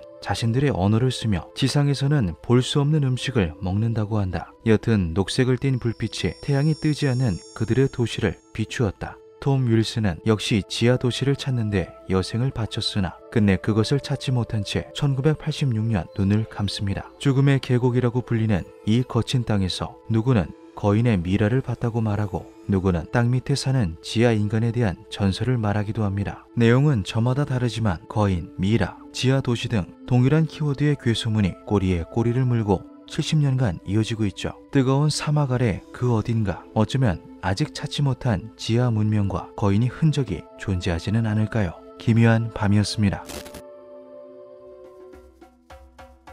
2013년 12월 영국의 인류학자였던 러셀 디멘트는 에콰도르에 사는 지인으로부터 한 통의 연락을 받게 됩니다. 홍수로 인해 쿠엔카 지역의 강물이 범람했고 그 물살로 슈아르족 정착지 인근의 토지가 깎여나가며 드러나지 않았던 옛 지층이 노출되었다는 것인데요. 노출된 땅에서 발견된 것은 다름 아닌 거대한 인간의 갈비뼈였죠. 25년 동안 아마존 원주민들을 연구한 러셀에게는 한 가지 풀리지 않은 궁금증이 있었습니다. 그것은 바로 거대한 아마조니안 전설이었는데요. 각 부족의 원로들이 하나같이 말하는 창백한 피부와 큰 키를 가진 전사들에 대한 이야기였죠. 그는 이것이 일종의 신화라고 추측하였으나 서로 다른 부족임에도 불구하고 거대한 아마조니안들은 너무나도 비슷한 묘사, 특징들을 가지고 있었습니다. 러셀은 이번에 발견된 거대한 유골 일부가 이 궁금증을 해소해 줄 수 있는 실마리가 될 수도 있겠다고 생각하였죠. 러셀은 혹여 유골이 유출될까 하는 우려에 곧장 쿠엔카로 향했습니다. 그리고 동료의 도움을 받아 두개골을 포함한 해당 유골의 나머지 잔해를 수거하는 데 성공합니다. 그는 곧장 조각들을 조립해 보았죠. 뼈의 주인은 60세 전후의 여성이었던 것으로 추정되었는데요. 놀라운 것은 그 신장이 무려 2m 20cm에 달했다는 것입니다. 현대는 약 600년 전으로 대략 15세기 정도에 살았던 슈아르 부족민인 것으로 추정되었죠. 탐사에서 복귀한 러셀은 수년 동안 함께 일했던 독일 프리에 대학교의 지원을 받아 총 4명의 연구원으로 구성된 소규모 원정팀을 꾸립니다. 이후 2달여간의 작업 준비를 더한 그는 다시 에콰도르로 향했죠. 러셀과 그의 팀은 쿠엔카의 슈아르족 정착지에서 6개월 동안 머물며 작업을 이어갔습니다. 그들은 총 3개의 완전하고 거대한 유골과 그 외 부분적인 골격 일부를 발견해냈는데요. 러셀은 거대한 유골들이 발견된 곳을 중점으로 해당 지역에 발굴 지도를 제작하였죠. 그리고 이들이 정착했을 것이라고 여겨지는 추가 후보지를 탐색하였습니다. 그들은 반경을 넓혀서 20마일 밖의 에콰도르 페루 국경지대까지 탐사 범위를 확대했고 동시대에 발생한 것으로 여겨지는 두 번째 정착지를 찾는 것에도 성공합니다. 발견된 유골들은 총 6구였으며 하나같이 거대한 모습이었죠. 평균 크기는 대략 7에서 8피트 정도였으며 가장 거대한 것은 그 신장이 10피트에 달하였습니다. 시신들은 매우 정교하게 매장되어 있었습니다. 나뭇잎으로 쌓여 있었으며 두꺼운 점토층으로 둘러싼 묻은 덕에 물의 침투를 방지할 수 있었죠. 골격은 비교적 양호한 상태였습니다. 러셀은 발견된 사실과 관련 연구 결과 공개에 대해서는 조심스러운 태도를 보였습니다. 작업과 연구는 아직도 진행 중입니다. 이것은 인류학적으로 굉장히 큰 의미를 가지고 있습니다. 하지만 추측에 근거한 주장을 하고 싶지는 않습니다. 작업은 적어도 1년 동안 계속될 것으로 보이며 그 후에 종합하여 결과를 발표할 예정입니다. 이 거대한 뼈들은 수많은 회의론과 직면해야 하기에 우리는 극도로 신중하고 섬세히 연구해야만 합니다. 러셀은 이들이 어째서 지금은 다 사라졌는지 슈아르족과는 무슨 관계가 있는지 파악하기 위해서 발굴지 근처에 살고 있는 부족민들의 DNA 샘플을 수집하고 있다고도 덧붙였죠. 놀랍게도 인근 부족 사이에 전해져 내려오는 이야기들 중에는 이와 연관 지을 수 있는 전설이 몇 가지 존재합니다. 슈아르족의 전설 중에는 이위야라는 존재가 등장하는데요. 이것은 사람을 삼키는 악마를 뜻하며 거대하고 강한 힘을 가지고 있었다고 전해지죠. 쿠엔카에서 125마일 떨어진 과야쿠일 지역의 원주민 전설에도 남색 피부를 가진 거대한 종족이 나옵니다. 이들이 기록된 시점 또한 15세기로 동일한데요. 비슷한 시기에 에콰도르의 중세 문헌들에도 큰 키를 가진 고대 인디언 부족이 공통적으로 등장하죠. 이 전설과 기록들은 서로 어떤 연관점들을 가지고 있는 걸까요? 슈아르족 사이에서 내려오는 전설 중에는 쿠엔카 인근에 타요스 동굴을 만든 것이 거인이라는 이야기도 있습니다. 이전까지는 지역 설화나 민담이라고 여겼으나 실제 거대한 유해가 발견되고 난 이후부터는 수백 년 전 실제 거인들이 정착하여 생활하던 동굴이 아니었을까 하는 말들이 나오기도 했죠. 2013년 사이언스 채널의 미스터리 다큐 언익스플레인드 파일즈의 연구팀이 직접 이 동굴을 탐사하기도 하였는데요. 탐사팀의 일원이었던 연구원 브루스 펜톤이 근처의 자연 암석층에서 인류의 흔적이 남아있는 문화층을 발견하여 논란이 되기도 했습니다. 동굴 안에서는 별다른 것이 발견되지 않았지만 원주민들은 진짜 타요스 동굴로 통하는 입구는 따로 있다라는 의미심장한 말을 전하기도 하였죠. 에콰도르에서는 예전에도 거인의 유골이 발견된 적이 있었습니다. 1965년 에콰도르 변두리의 작은 시골 마을이었던 창가 이미나에서 거대한 인간 유골 일부가 발굴된 것인데요. 유골 조각을 토대로 추정한 신장은 무려 7m에 달했죠. 창가 이미나라는 마을의 이름은 현지어로 해석할 시 묻힌 뼈라는 의미로 풀이된다고 합니다. 이곳은 예로부터 신들의 도시 혹은 신들의 묘지라고 불리기도 했다고 하는데요. 유골은 카를로스 미구엘 바카 알바라도 신부가 보관해 오다가 1999년 그가 사망한 이후로는 행방이 묘연해졌다고 하죠. 2013년 거인의 유골들을 발견했다던 러셀 디멘트는 현재까지도 결정적인 후속 발표를 하고 있지 않습니다. 아직 연구를 진행 중인 것으로 보이는데요. 2020년 12월 쿠엔카의 지역신문인 쿠엔카 하이라이프를 통해서 그간의 의혹들에 대한 약간의 답변만 더했을 뿐이죠. 발견된 6구의 해골들은 건강하고 균형 잡힌 인간의 몸이었습니다. 말단 비대증, 즉 거인증 사례에서 흔히 볼 수 있는 호르몬 이상 징후는 골격에서 관찰되지 않았습니다. 관절은 정상적이었고 추정되는 그들의 수명 역시 일반적인 말단 비대증 환자들보다 훨씬 길었습니다. 이들은 희귀질환, 기타 유전증 등을 앓았던 소수의 사람들이 아니었으며 종족 자체가 거대했던 거인족이었습니다. 과연 수백 년 전 아마존 열대우림에는 키가 큰 거인족들이 살았던 걸까요? 그렇다면 어째서 그들은 멸종해야만 했고 그 진실은 감춰줘야만 했던 걸까요? 미스터리는 현재까지도 밝혀지지 않고 있습니다. 기묘한 밤이었습니다. 1673년 남아메리카 최남단에 위치한 파타고니아. 해변을 거닐던 스페인 선원들은 충격적인 것을 발견합니다. 그것은 다름 아닌 사람의 미라였는데요. 선원들이 놀랐던 이유는 따로 있었습니다. 어림잡아본 미라의 키가 무려 3m가 훌쩍 넘었기 때문이죠. 시신을 살펴보던 선원들은 한 번 더 소스라치게 놀라고 말았는데요. 거인의 미라는 머리가 2개인 샴쌍둥이의 형태를 하고 있었습니다. 미라는 상태로 볼 때 굉장히 오래전 사망한 뒤 후처리가 된 듯 보였습니다. 선원들은 즉각 지역 원주민들을 통해 미라에 대한 수소문을 해보았는데요. 이 과정에서 거인이 파타고니아의 원주민인 테오 옐체족에게 신으로 숭배받던 존재라는 사실을 알게 됩니다. 테오 옐체족은 오래전부터 이 미라를 숭배해왔으며 그 기원은 어디까지 올라가는지 알 수 없다고 말하였죠. 테오 옐체족은 그 거인이 유일한 것이 아니라고도 말하였습니다. 머나먼 과거 파타고니아에는 저러한 거인들이 많았다는 것을 은유한 것인데요. 전설에 따르면 해당 거인은 생전에는 두려움의 대상이었다가 사후 그 두려움이 경외심으로 바뀌어 미라가 된 채로 전해져 내려오며 숭배받은 것이라 하였죠. 종교 의식을 위해 해변가에 가져다 놓은 것을 스페인의 선원들이 우연히 발견하였던 것인데요.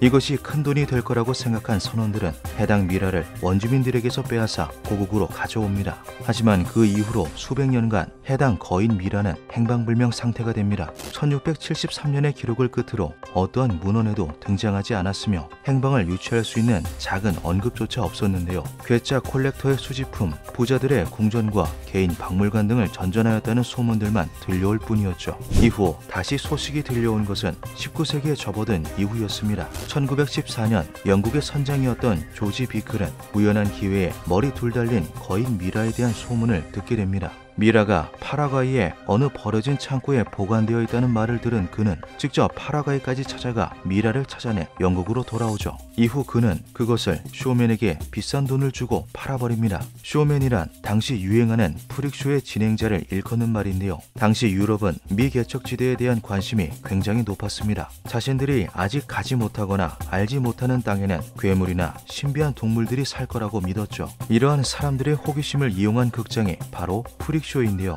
돌연변이 동물이나 기형아, 장애인 등을 쇼에 전시하여 사람들에게 미개척지대에서 건너온 괴물이라고 소개하는 것이죠. 머리 둘 달린 거인은 단연 프릭쇼의 1등 관심사였습니다. 캅드와라고 이름 붙은 거인을 보기 위해서 수많은 사람들이 몰려들었는데요. 3.6m에 달하는 거대한 키, 육중한 몸에 달린 2개의 머리 등 사람들은 이것이 실제로 살아 움직였을 때 얼마나 무섭고 두려운 존재였을지 수군대며 미라를 구경하였습니다. 하지만 공개 이후 캅두아는 곧장 조작설에 휘말립니다. 인기와 돈을 노린 쇼맨이 동물의 피부와 사람의 뼈 등을 이용하여 거인 미라를 제작했다는 소문이 퍼지기 시작한 건데요. 캅두아에 대한 출처가 대부분 수백 년 지난 소문들이다 보니 의심은 더욱 커져만 갔죠. 이에 사람들은 파타고니아의 거인에 대한 정보와 자료들을 뒤지기 시작했습니다. 돈을 노린 조작이라면 허술한 설정이나 배경은 금세 탄로나기 때문이죠. 하지만 그 결과는 대중들의 예상과는 달랐습니다. 파타고니아에 실제로 수많은 거인에 관한 전설이 존재했기 때문인데요. 파타고니아는 오래전부터 거인의 땅이라 불렸으며 거인들은 토착민들에게 일종의 반신으로 숭배받았습니다. 이것은 포르투갈의 탐험가 페르디난드 마젤란의 기록에서도 찾아볼 수 있죠. 1520년 마젤란과 그의 부하들은 빅토리아호에 탑승하여 일주 항해를 하던 중 남아메리카 내륙에 내리게 됩니다. 마젤란은 현재 파타고니아 지역 인근을 탐험하던 중 보통 사람의 2배 키를 가진 원주민을 만났다고 기록했는데요. 그들은 상체에 비해 다리가 매우 두꺼웠으며 넓고 커다란 이마를 가졌다고 했죠. 이것은 탐험대 일원이자 마젤란 원정대의 연대기 작성자인 안토니오 피가페타의 기록에도 남아있습니다. 그들은 파타곤이라 불렸다. 한국 기슭에서 벌거벗고 춤을 추는 그들과 마주쳤는데 키가 너무 커서 우리들은 간신히 그의 허리에 닿을 뿐이었다. 마젤란 원정대의 거인 목격 기록은 이후의 학자들에 의해 그저 과장된 기록이라고 해석되었습니다. 당시 남아메리카에 거주하던 원주민들의 키가 포르투갈인보다 컸기 때문에 마젤란이 이에 대해 과장을 섞어 기록과 사파로 남겼다는 것인데요. 몇몇 사람들은 그가 단순히 키가 조금 큰 원주민을 보고 남긴 기록이라면 2배에 달하는 키, 두꺼운 다리와 넓은 이마, 간신히 허리에 닿는 탐험대원의 모습 등의 구체적인 묘사까지 덧댈 필요는 없었을 거라며 해당 기록이 사실을 근거한 거인 목격설이라고 주장하기도 하였죠. 마젤란이 파타고니아에서 거인을 목격한 시점은 1520년으로 스페인 선원들이 해변에서 캅두아의 미라를 발견한 1673년과 대략 150년 정도의 차이가 납니다. 이는 역사적으로 볼 때 그리 멀지 않은 시간대이죠. 캅두아는 미라가 되어버린 파타곤인 걸까요? 기록은 이뿐만이 아닙니다. 파타고니아의 거인 파타곤 목격담은 1520년 이후로도 꾸준히 이어졌습니다. 1579년 영국의 해군 장교 프란시스 드레이크는 파타고니아 인근 해변을 지나던 중 키가 8피트에 달하는 원주민들을 목격하였다고 기록하였으며 1590년 영국 선원 앤소니 킹벳은 파타고니아 해안가에서 12피트 크기의 시체를 보았다고 주장하였습니다. 같은 해 영국인이었던 윌리엄 아담스는 파타고니아 인근 지역인 티에라 델 푸에고로 향하던 중 해변에서 부자연스러울 정도로 키가 큰 원주민을 만났다고 기록하기도 하였죠. 가장 마지막 목격담은 1766년으로 영국 해군 장교 존 바이런 제독이 이끄는 돌피노에 탑승했던 승무원이 파타고니아를 지나며 9피트 크기의 원주민 부족을 보았다는 기록이었습니다. 학자들은 테우 옐체족의 언어를 토대로 파타곤이라는 말의 어원이 거대한 발을 뜻하는 거라 풀이하였습니다. 명칭의 기원에도 거인과의 상관관계가 있다는 것을 알아낸 학자들은 이것의 실존 가능성을 연구하기 위해 파타곤이 기록된 더 다양한 문헌들을 찾아보기 시작했는데요.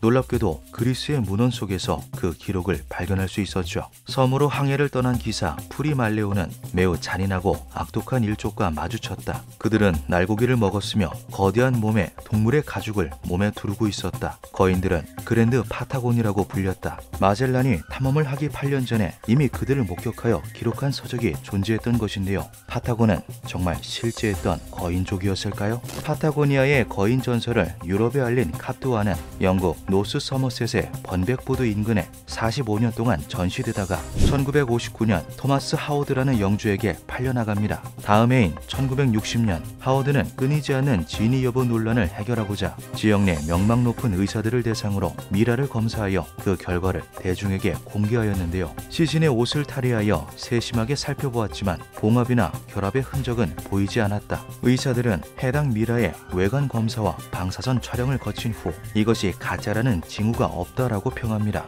하지만 하워드는 이후 대중들이 요청한 해부, 표본 채취 등의 더 자세한 검사 요청에는 응하지 않았는데요. 검사를 통해 미라의 진위 여부를 밝혔음에도 사람들은 끊임없이 진실을 요구한다. 그 진실이 바로 눈앞에 있는데도 말이다. 이후 하워드는 미라의 손상이나 도난 등을 우려하여 더 이상의 추가 검사는 하지 않겠다고 밝혔죠. 혹자는 캅두아의 존재는 사실이며 미라 역시 실제하였으나 1673년 미라의 확보 이후 19세기에 다시 등장하기까지 수백 년의 공백기 동안 사라져버린 것이라 주장하기도 하였습니다. 실제했던 전설과 미라에 대해 알게 된 19세기의 선장 혹은 쇼맨이 사실을 기반으로 돈을 벌기 위해 미라를 제작한 것이라는 거죠. 즉 카프도아는 실제로 존재한 파타곤이지만 박물관에 전시된 카프도아는 그것을 모방한 가짜라는 것인데요. 진실은 과연 무엇일까요? 현재 카프도아는 미국 메릴랜드주 볼티모어에 위치한 오래된 골동품 상점 앤티크맨에 보관되어 있다고 합니다. 소유주인 로버트 거버는 카프도아가 오래전에 멸종한 거인족 호모 기간티쿠스의 실질적 증거라고 주장하였는데요. 계속된 진위 여부 논란에 로버트 역시 기관을 통해 검사를 진행하기도 하였습니다. 같은 지역에 위치한 연구대학 존스 호킨스 대학의 재학생들이 직접 카프도아의 미라를 검사하였고 MRI 촬영까지 마쳤죠. 우리는 카프도아 미라가 가짜라는 지각적 증거를 발견하지 못했다. 대학 연구팀은 가짜라는 증거를 발견하지 못했다라는 모호한 답변만을 내놓은 채 이후 미라에 대한 추가적인 검사 정보 공개를 꺼렸습니다. 그 속에는 어떤 비밀이 더 감춰져 있는 걸까요? 지금도 로버트의 골동품 상점을 방문한 이들은 제일 먼저 카프도아의 미라를 찾는다고 합니다. 사진을 찍는 것은 금지되어 있다고 하며 미라는 누구에게도 도난당하지 않게끔 철저하게 관리되고 있죠. 샴 쌍둥이 거인 카프도아의 정체는 대체 무엇일까요? 돈을 벌기 위한 쇼에 불과한 것일까요? 아니면 수백 년 전 죽은 파타곤의 후예인 걸까요? 기묘한 밤이었습니다.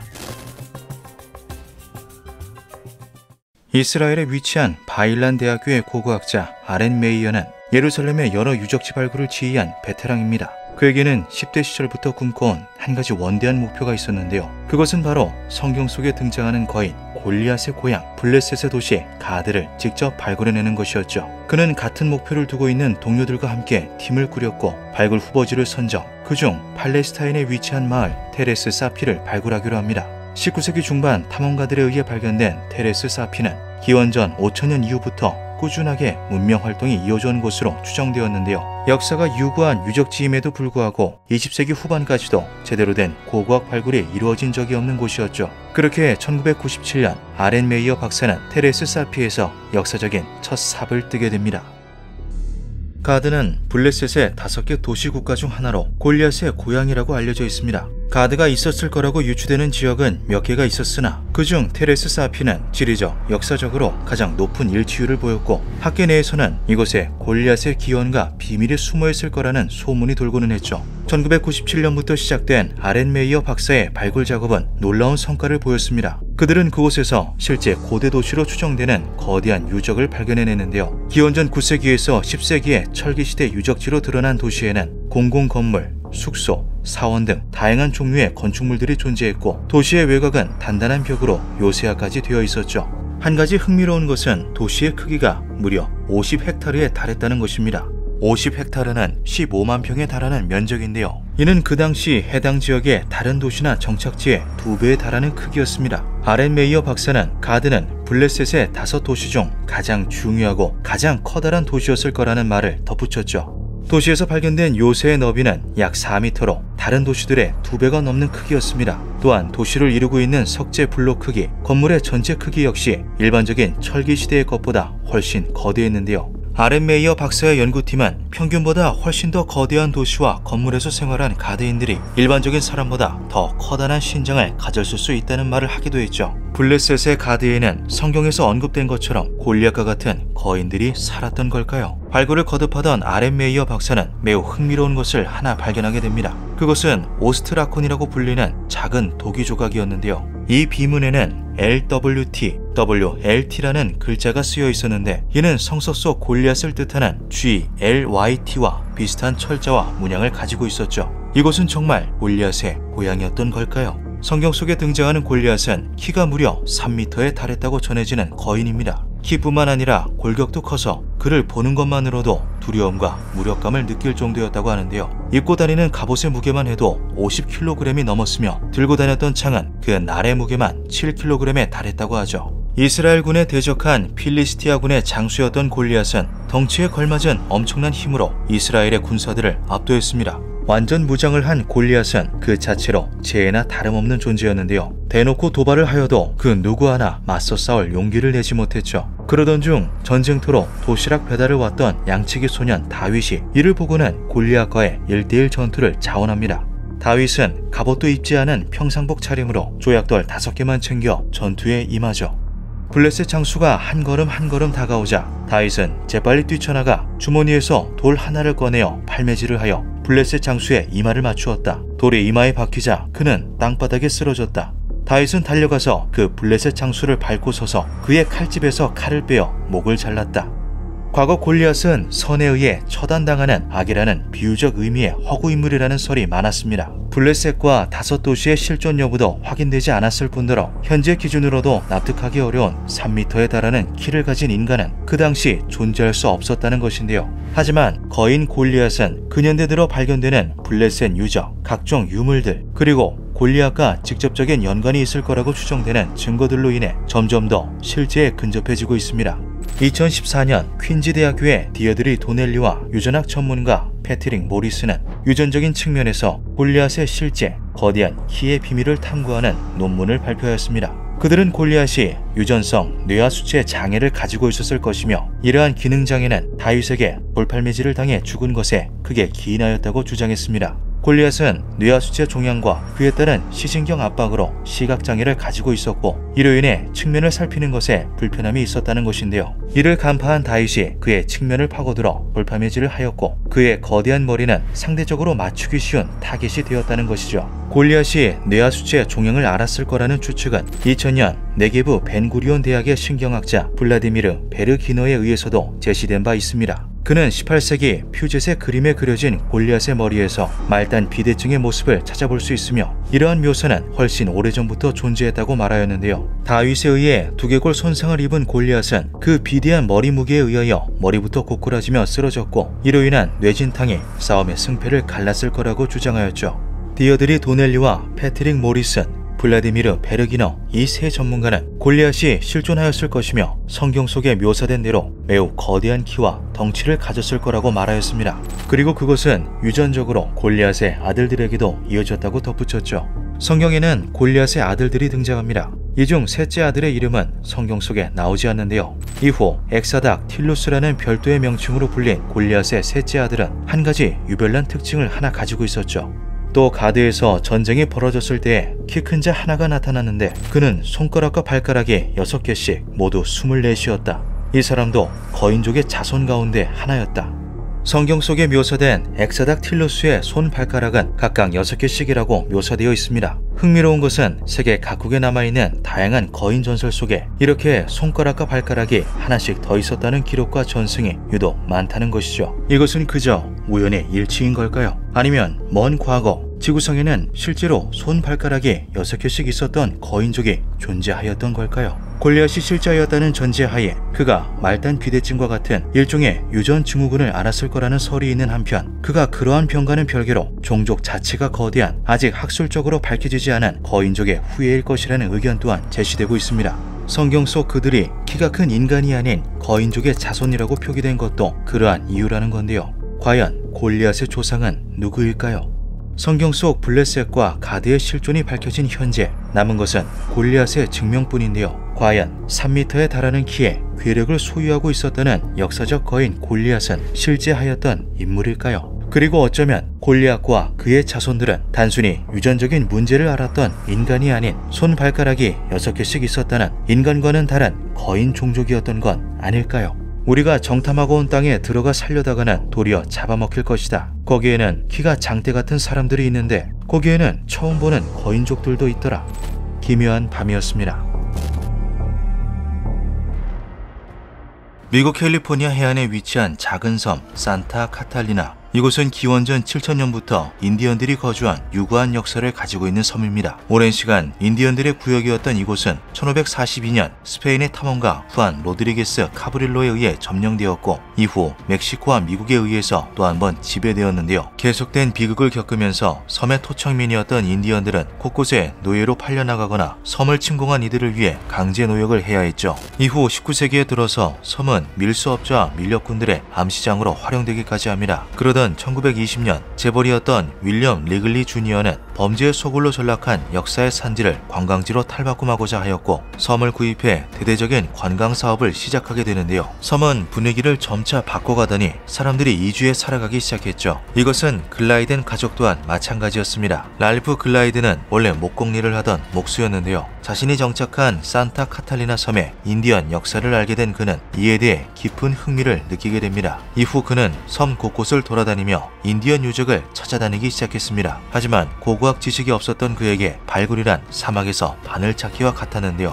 그러던 어느 날 우연히 해변가를 걷다가 모래밭에 튀어나온 뼈 조각을 발견한 랄프는 감정을 통해 이것이 고대 인디언의 두개골이라는 것을 알게 됩니다. 이것은 그의 마음속에 고고학이라는 불씨를 지피는 계기가 되었죠. 이후 그는 자신의 부족한 지식과 기술을 보완하기 위해 밤낮으로 공부를 하였고 아마추어 고고학자라고 불려도 될 정도로 급성장하게 됩니다. 그렇게 랄프는 1920년대 초부터 1928년까지 산타 카탈리나 섬에서 홀로 발굴 작업을 진행했습니다. 이 과정에서 그는 800개에 달하는 인디언 매장지를 발견하였는데요. 무덤의 주인은 통과적으로 약 8천년 전부터 섬에 거주해온 부족인 것으로 밝혀졌죠. 매장지가 전부 온전한 것은 아니었지만 랄프는 함께 묻혀있던 유물들과 더불어 수천 개에 달하는 인골도 찾아낼 수 있었습니다. 발굴을 이어가던 그는 뭔가 이상하다는 것을 깨닫습니다. 출토되는 인골들의 크기가 너무나도 크다는 것이었는데요. 처음에는 우연이라 여겼으나 우연은 계속해서 그리고 반복해서 일어났습니다. 그것은 우연이 아니었던 것이죠. 그리고 랄프는 도저히 믿을 수 없는 결론에 도달합니다. 오래전 산타 카탈리나 섬에 살았던 이들이 거인 종족이었다는 건데요. 그가 찾아낸 고대 인디언 인골의 평균 신장은 2m 20cm였으며 가장 거대한 것은 무려 2m 80cm가 넘어갔습니다. 랄프는 혼란스러웠는데요. 단순히 옛 인디언의 흔적을 찾고자 시작했던 발굴이었건만 왠지 들춰서는 안 되는 판도라의 상자를 열어버린 것만 같은 기분이 들었기 때문이죠. 또한 같이 발견된 항아리와 같은 유물들도 일반적인 유적지에서 발견되는 것보다 훨씬 컸습니다. 이는 당시 이것을 사용했던 이들이 전체적으로 거대한 신장을 가지고 있었다는 의미로 해석될 수 있었죠. 1929년 11월 10일 랄프는 디 오그덴 스탠다드 이그제미너 신문을 통하여 자신이 발견한 사실을 발표합니다. 지금으로부터 최소 3000년 전에 이곳에는 매우 키가 크고 지능적인 종족이 살았습니다. 저는 오랜 기간 발굴 작업을 통해 반박할 수 없는 증거들을 대거 확보할 수 있었습니다. 당시 섬에 살던 거의 모든 남성은 평균 2m 이상의 신장을 가지고 있었고 그중 몇몇은 3m에 근접하였습니다. 이것은 유별난 거인증이 아닌 그들 종 자체의 특징이었습니다. 랄프의 주장은 곧 학계에 엄청난 논란거리가 되었습니다. 하지만 대부분의 학자들은 학위 하나 없는 아마추어였던 그를 신뢰하지 않았는데요. 때문에 그가 발견했다던 수천 개의 인골들은 물론 인디언 유적과 유물들 또한 조작이라며 일축하였죠. 하지만 이내 놀라운 사실이 하나 더 드러납니다. 랄프가 이 같은 사실을 발표하기 16년 전에도 섬에서 거인의 뼈를 발견했다고 주장한 이가 있었던 건데요. 1913년 독일의 박물학자였던 후르트나는 오래전 산타 카탈리나 섬에 살았다고 전해지는 고귀한 거인 종족에 관한 전설을 조사하기 위해 섬을 찾았습니다. 그는 전설을 토대로 섬의 아발론만을 조사하였는데요. 그는 만의 단단한 모래 속에서 2m 40cm에 달하는 인간의 뼈와 함께 절구, 화살촉과 같은 유물들을 발굴해냅니다. 후르트나는 인골과 함께 이상한 기호가 적혀있는 평평한 돌도 함께 발견하였는데 돌에 적힌 기호들은 박물학자인 그조차도 한 번도 본 적이 없는 문양이었다고 하죠. 아쉽게도 대부분의 뼈는 발굴되어 공기와 닿는 순간 산화하여 부서져 버렸다고 하는데요. 이것은 1913년 당시 지역신문인 피츠버기 포스트 가제트와 데일리 텔레그래프에 각각 7월 20일, 7월 25일자 기사로 실리기도 했죠. 또 하나 흥미로운 사실은 산타 카탈리나의 인근 섬인 산 니콜라스 섬에서도 평균 신장 이상의 인디언 유해가 발견된 적이 있었다는 겁니다. 1897년 소규모의 유물 사냥꾼 집단은 산 니콜라스 섬에 3주간 머물며 모래 속 깊이 묻혀있던 두개골 87구를 찾아냈는데요. 그들이 보석이나 유물이 아닌 두개골을 집중적으로 찾아낸 이유는 섬에 오기 전 들었던 신비한 거인족 전설 때문이었죠. 이들은 발굴 과정 중 다른 것과는 확연히 다르고 큰 두개골 3구를 찾아냈으며 거대한 뼈의 주인이 인디언들이 신성시 여기던 존재였다는 것과 그들이 서로 다른 인종이었다는 것도 알게 됩니다. 하지만 1913년과 1897년의 발견은 그 수가 적어 그저 유별난 경우 혹은 실체 없는 소문 정도로 여겨졌고 랄프의 발견 이후에야 다시금 화제가 된 것이었죠. 중세에 접어들며 거대한 인골들의 수는 급격하게 줄었습니다. 이쯤 되어 그들은 커다랗고 정교한 항아리에 의식적인 형태로 매장이 되었는데 인디언들이 학계들이 거대한 이들을 신으로 숭배했던 것으로 보입니다. 랄프의 추가 증언에 더하여 이전의 발견들까지 드러나자 회의적이었던 학계의 반응은 약간 갈라지는 듯 보였습니다. 그러나 여전히 학자들의 반응은 냉담했는데요. 랄프가 자신이 발견한 유물과 뼈의 자료를 아주 한정적으로만 공개했기 때문이었죠. 이에 대하여 랄프는 이렇게 답하였습니다. 제가 처음 발굴을 시작하였을 때 학계는 저의 작업을 거들떠도 보지 않았습니다. 그나마 섬의 고고학 작업을 지원해 주었던 헤이 재단 또한 제 발굴 작업에 대한 모든 연구 자금을 삭감했고요. 랄프는 이후 자신만의 박물관을 열어 그곳에서만 뼈와 유물들을 전시할 것이라고 밝혔습니다. 이후 그는 산타 카탈리나 섬에 인디언 박물관을 열었는데요. 어디까지나 임시 박물관이었지만 내부는 그가 발견한 것들로 가득 채워져 있었죠. 랄프는 자신이 찾아낸 거대한 뼈는 박물관을 찾아와야만 확인할 수 있을 것이라고 덧붙였습니다. 이것은 그가 가지고 있던 학계에 대한 반발심으로 인한 것이라 여겨졌지만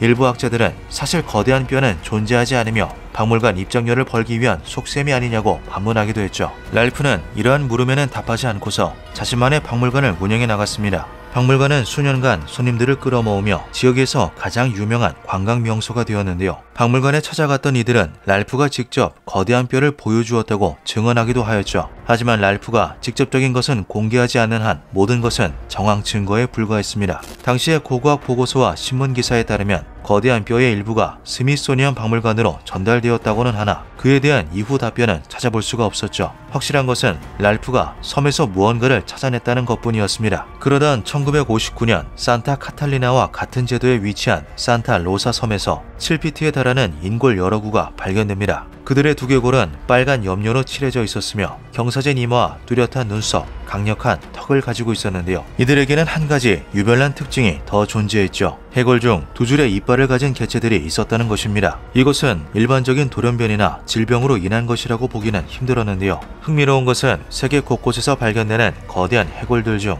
두 줄의 이빨을 가진 이들이 꽤 많이 존재한다는 것이죠. 이후 그들과 함께 매장되어 있던 전복 껍질의 연대를 측정한 결과 충격적인 사실이 드러납니다. 거대하고 강인했던 고대 인디언들이 지금으로부터 무려 7,000년 전에 살았던 이들이라는 게 밝혀진 것인데요. 이 같은 발견에 흥미가 생긴 학계는 1960년 산타 로사 섬에 대한 대대적인 조사를 시작하죠. 미국 몬태나 출신의 고생물학자 필 오원은 산타 로사 섬의 발굴 작업 중 인간 대퇴골의 일부로 추정되는 작은 뼈 조각을 찾아냅니다. 이어진 단백질 분석과 방사성 탄소연대 측정 결과 뼈는 약 13,000년 전의 인류인 것으로 드러나는데요. 이것은 아메리카 대륙에서 발견된 것 중 가장 오래된 인류의 뼈였죠. 알링턴 스프링스맨이라고 이름 붙은 뼈의 주인에 대한 연구는 이후 놀라운 사실을 하나 더 일깨워줍니다. 산타 로사 섬을 포함한 인근의 제도섬 4개가 이전에는 하나의 거대한 섬으로 통합되어 있었다는 건데요. 이 말인즉 거인의 유해가 발굴되었던 산타 카탈리나 섬, 산 니콜라스 섬, 산타 로사 섬이 머나먼 과거에는 하나의 섬이었다는 것이죠. 이에 몇몇 이들은 오래전 거대한 섬에서 번영하던 거인족이 섬이 분화함에 따라 각기 다른 곳으로 나뉘어지고 이후 타 대륙으로도 건너간 것이 아니냐는 가설을 제기하기도 하였습니다. 같은 시기 랄프는 산타 카탈리나 섬의 비밀에 대하여 다룬 책을 출간하기로 합니다. 여기에는 그가 일생에 걸쳐 작성한 방대한 논문도 포함되어 있었는데요. 하지만 그때까지도 학계의 반발을 얻고 있던 그의 자료들은 아무도 책으로 내고 싶어 하지 않았습니다. 1962년 랄프는 결국 책은 출간하지 못한 채 자신의 모든 박물관 컬렉션을 섬의 소유주인 리글리 가문에게 $5,000를 받고 판매하였는데요. 랄프는 그로부터 5년 뒤인 1967년 87세의 나이로 사망하였으며 죽기 전까지도 자신이 발견한 거대한 뼈의 진실성을 강조하였죠. 그렇게 시간은 흘러 2012년 3월 박물관 보관소의 먼지 쌓인 구석에서 라벨이 없는 상자가 하나 발견됩니다. 이것은 랄프가 생전 관리하던 상자로 추정되었는데요. 상자 속에는 발굴 과정을 찍은 빛바랜 사진들과 함께 수많은 문서들이 보관되어 있었죠. 각 사진과 문서에는 추가적인 정보를 확인할 수 있는 메모나 표시가 없었지만 이것이 그가 주장하던 거인 유해의 증거 기록이라는 것은 분명해 보였습니다. 여기에는 랄프가 거대한 인골을 발굴해내는 사진부터 인디언들의 두개골을 모아놓고 찍은 사진들까지 종류가 다양했는데요. 상자의 주인이었던 랄프는 이미 세상을 떠난 뒤였고 상자 속 내용물을 증빙할 인물들 또한 남아있지 않았기 때문에 그의 잃어버린 상자는 잠깐의 해프닝으로 끝나버리고 말았죠. 사진에 대해서는 전문가들과 더불어 인터넷상에서도 활발한 토론이 이어졌지만 무엇 하나 확실하게 귀결되는 결론은 없었습니다. 고고학 연구가인 마줄리는 해당 사진들을 법의학자에게 보냈고 사진에 찍힌 해골들의 신장은 전부 8피트 이상이다라고 답변을 받았지만 사진의 진실성이 확인되는 것이 전제였기에 학계에 큰 관심을 끌지는 못하였죠. 있었죠. 산타 카탈리나 섬에서 발견된 거인의 유해들, 그리고 그 주변의 섬에서 발견된 거인의 흔적과 전설들까지 그 미스터리는 아직까지도 풀리지 않고 있는데요. 과연 한때는 커다란 섬이었을 그곳에는 어떤 이들이 살았던 걸까요? 기묘한 밤이었습니다.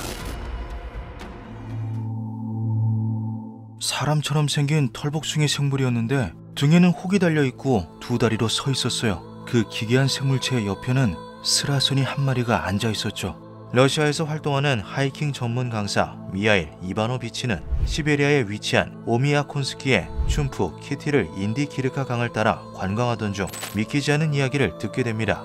가이드를 맡은 춤프 키틸 원주민 블라디미르 하바로프가 내일부터 오를 예정인 산맥을 가리키며 이곳에서는 추추나라는 괴물이 나타난다며 입을 열었던 건데요. 사람들은 추추나가 원주민들이 곰을 괴물로 착각한 것에 불과하다고 말하지만 당시 추추나를 목격했던 사람은 러시아 본토 출신이었다고요. 하바로프에 따르면 90년대에 지질 조사를 위한 연구대가 이 지역에 도착했었다고 합니다. 4명으로 구성된 연구대 중 3명은 조사를 하러 떠났고 젊은 남자 대원 1명이 커다란 사냥개 1마리와 함께 남아 연구대의 텐트를 지키게 되었는데요. 떠난 3명을 기다리던 와중 남아있던 남자는 개울 반대편에서 배낭을 메고 모피옷을 입은 사람이 개 1마리를 데리고 서 있는 것을 발견하게 되죠. 이 지역의 원주민이라고 생각한 남자는 큰 소리로 인사를 건넸지만 그는 아무런 반응이 없었습니다. 무언가 이상함을 느낀 남자는 주머니에서 안경을 꺼냈었고 자신이 원주민이라고 착각했던 것이 생전 처음 보는 사람 형태의 괴물이라는 사실을 알게 됩니다. 패닉에 빠진 남자는 총을 들고 텐트 안으로 들어가 동료들이 도착할 때까지 숨을 죽인 채 숨어 있었는데요. 몇 시간 후 텐트로 돌아온 동료들은 그 즉시 조사 임무를 종료하고 철수할 수밖에 없었죠. 텐트를 지키고 있던 남자의 목격담을 증명하듯이 사냥개가 엄청난 공포로 인해 의식을 잃은 채 쓰러져 있었던 것이었습니다. 곰을 상대로도 맹렬하게 지저대는 용맹한 사냥개가 이렇게 되었다는 것은 추추나가 결코 곰이 아닌 그보다 더욱 무시무시한 존재라는 것을 의미한다고 하바로프는 설명했는데요. 그의 말대로 추추나는 이 지역 원주민들 사이에서 아주 기괴한 존재로 전해져 내려오고 있는 괴물이었죠. 예로부터 베른호얀스크 지구와 인디기르카강 주변에서 거주하는 원주민들 사이에서 널리 알려졌다는 추추나는 마치 서린과도 같은 외모를 하고 있는 괴생명체입니다. 베른호얀스크 지구는 극한의 추위와 곳곳에 자리 잡은 산맥으로 인해 대한민국의 1.3배에 달하는 면적을 지녔음에도 불구하고 2023년 기준 총 인구가 19,000명에 불과한 인적이 드문 곳인데요. 예로부터 이 지역에서 살아온 야쿠투족 사이에서 전해져 내려오는 추추나는 여타 괴물들과는 괴를 달리하는 기묘한 특징들이 여럿 존재하죠. 먼저 추추나는 도구를 다룰 줄 아는 것을 넘어서 검과 활 같은 무기까지 능숙하게 다룰 수 있다고 합니다. 신장이 3에서 4m에 달할 정도로 거대한 것도 있고 일반적인 사람보다 작은 것들도 존재한다는 이들은 단신 혹은 3명에서 4명씩 무리를 지어 마을을 습격한다고 하는데요. 원주민들은 이런 추추나에게 대응하기 위해 언제나 함께 다닐 것을 강조하고 있죠. 풀어헤친 긴 머리에 얼굴과 몸에는 털이 잔뜩 나있는 추추나는 언어를 구사할 수 있다고도 전해집니다. 원주민들의 이야기에 따르면 알아들을 수는 없지만 분명히 자신들만의 언어를 사용하여 소통한다고 하는데요. 높은 지능과 협동성에 더불어 인간의 몇 배에 달하는 힘을 바탕으로 마을의 술록과 식량을 훔쳐가고 때로는 여인들까지 납치해가는 추추나는 그야말로 공포의 대상이었죠. 과거에는 사냥꾼을 동원해 추추나에 맞서 싸우기도 하였지만 추추나의 피가 옷이나 몸에 닿은 사람은 완전히 미쳐버린 후 며칠 안에 죽고 만다는 미신이 널리 퍼져 그조차도 쉽지 않았다고 합니다. 16세기부터 시작된 러시아의 시베리아 정복으로 인해 러시아의 영토에 편입된 추추나 출몰구역은 1922년 소련이 야쿠트 자치 소비에트 사회주의 공화국을 설립한 이후 발간된 야쿠티아 신문에 관련 기사가 게재되며 커다란 화제를 낳게 되는데요. 1929년 4월 26일 후 차르 체제 하에서도 베른호얀스크, 콜리마, 야쿠츠 지역에서는 극북에 추추나가 있다는 소식이 들려왔습니다. 많은 사람들은 추추나에 대한 이야기가 단지 허구일 뿐이라고 말하지만 우리는 이에 동의할 수 없습니다. 베른호얀스크 주민들은 추추나가 환상이 아니라는 것을 알고 있으며 목격자도 존재합니다. 추추나는 키가 크고 체격이 튼튼하며 동물 가죽을 입고 달릴 때 펄럭이는 매우 긴 머리를 가지고 있습니다. 그들은 활과 화살로 무장한 채 말보다 빠르게 달리면서 원주민들을 습격합니다. 기사를 본 사람들은 추추나의 정체에 대해서 다양한 의견을 나누었고 그 결과 몇 가지 가설들이 추려지게 되었죠. 전 세계적인 인지도를 가지고 있는 예티는 히말라야 산맥에 서식한다고 알려져 있는 인간형 크립티드입니다. 갈색이나 흰색의 털을 가진 거대한 유인원의 모습을 하고 있다는 예티는 실제로 존재할 가능성이 굉장히 높다고 하는데요. 기원전 5세기에 아프리카 해안을 탐험하던 카르타고의 탐험가 한노가 온몸이 털로 뒤덮인 야만인 부족을 만났다라고 증언한 것을 시작으로 무려 19세기까지 고릴라는 전설 속의 존재나 상상 속의 괴물로 취급되었죠. 그러나 모두가 알다시피 고릴라는 실제로 존재하는 동물이었습니다. 이와 마찬가지로 예티 역시 미처 발견되지 않은 유인원의 한 종류일 가능성이 높다는 것인데요. 예티와 같은 유인원 형태의 괴물들이 세계 각지에서 빅풋, 마핑구아리, 사스쿼치 등의 이름으로 보고되고 있다는 점을 토대로 추추나를 포함한 이들 모두가 사실 미확인된 유인원 종류라는 가설이었죠. 하지만 이들이 유인원의 한 종류에 불과하다면 어떻게 이제껏 사람들의 눈을 피해 숨어 살 수 있었는지가 설명이 되지 않았습니다. 덩치가 큰 데다 인간과 자주 접촉하는 유인원의 사체가 단 한 번도 발견되지 않았다는 것은 쉬이 납득하기 어려운 일이었는데요. 또 인간이 아닌 유인원이 언어를 사용하고 검이나 활 같은 발달된 도구를 사용한다는 것도 상식적으로 이해하기 힘들었죠. 이들은 추추나가 인간에 버금가는 지능을 갖췄다는 것을 토대로 또 다른 가설을 제기하게 됩니다. 약 4만 년 전까지만 하더라도 유라시아에 남아있었던 고대 인류 네안데르탈린은 현생 인류인 우리와 다른 신체적 특징을 여럿 갖추고 있었는데요. 그들은 굵은 목뼈와 커다란 흉곽, 전체적으로 두꺼운 뼈와 관절을 토대로 매우 강력한 힘을 낼 수 있었다고 추정되죠. 골격이 다른 만큼 한눈에 보기에도 현생 인류와 다른 모습을 하고 있는 네안데르탈린 중 극소수가 지금까지 살아남아 시베리아 오지에서 서식하고 있는 것이 바로 추추나의 정체라는 것이었습니다. 추추나 전설이 전해지는 베르호얀스크는 최저 기온이 영하 67.8도까지 떨어졌던 적이 있을 정도로 극한의 환경을 자랑해 사람들의 손이 거의 닿지 않는 지역인데요. 높은 지능을 갖춘 네안데르탈린이 이 점을 이용해 여태까지 사람들의 눈에 띄지 않은 채 명맥을 이어오고 있다는 주장은 제법 설득력이 있었죠. 만약 추추나의 정체가 네안데르탈린이라면 이들이 언어를 사용하고 검과 활을 사용하는 건 역시 설명이 되었습니다. 또 다른 고대 인류 중 하나인 데니소바인이 불과 14,500년 전까지만 하더라도 뉴기니에 남아있었다는 연구 결과가 존재한다는 점은 극소수의 네안데르탈린이 지금까지 남아있을지도 모른다는 가설에 힘을 더해주었는데요. 그러나 현생 인류보다 덩치는 더 컸지만 키는 작았던 네안데르탈린이 온몸이 털로 뒤덮인 거인으로 진화했을 가능성은 너무나 희박했죠. 또 이들의 사체가 한 번도 발견된 적이 없다는 점이 앞서 설명한 유인원 가설과 동일한 문제점으로 거론되었습니다. 결국 비교적 현실적인 가설이 등장하게 되었는데요. 6세기경 예니세이 강 상류에서 바이카로 일대로 이주해왔던 야쿠트족은 13세기경 몽골 제국과 맞닥뜨리며 시베리아로 또다시 거처를 옮기게 되었죠. 하지만 시베리아 역시도 안전하지 않았습니다. 축지 반도에는 축지인이라는 아주 호전적인 민족이 존재했는데요. 축지인들은 노안이나 질병으로 인한 죽음은 아퀴켈르가 사람의 영혼이나 장기를 빼앗아가는 과정에서 벌어지며 이렇게 목숨을 잃은 사람 역시도 켈르가 된다고 굳게 믿고 있었죠. 이들은 영혼이 집안의 아기로 다시 태어나게 된다는 환생을 믿었기에 켈르에게 당하기 전, 즉 노안이나 질병으로 사망하기 전에 자식이나 친척 혹은 친구가 대신 목숨을 끊어주는 관습을 지니고 있었습니다. 이런 두터운 샤머니즘은 축지인들을 죽음을 두려워하지 않은 전사로 만들어 주었는데요. 이들의 입장에서 죽음을 두려워하는 외부 부족들은 켈르에게 영혼을 팔아넘긴 열등한 민족에 불과했고 용맹한 자신들이 대신 목숨을 끊어주는 것이 오히려 축복이라고 여겼죠. 굳은 믿음을 근거로 축지인들은 수세기 동안 주변 부족들을 침략해 남자들은 모조리 살해한 후 여자들은 포로로 잡아 자신들의 숫자를 늘리기를 반복했습니다. 덩치가 크고 싸움 실력이 뛰어난 데다 몸을 사르지 않고 덤벼드는 축지인은 주변 부족들이 괴물이라고 생각할 정도의 공포의 대상으로 자리 잡았는데요.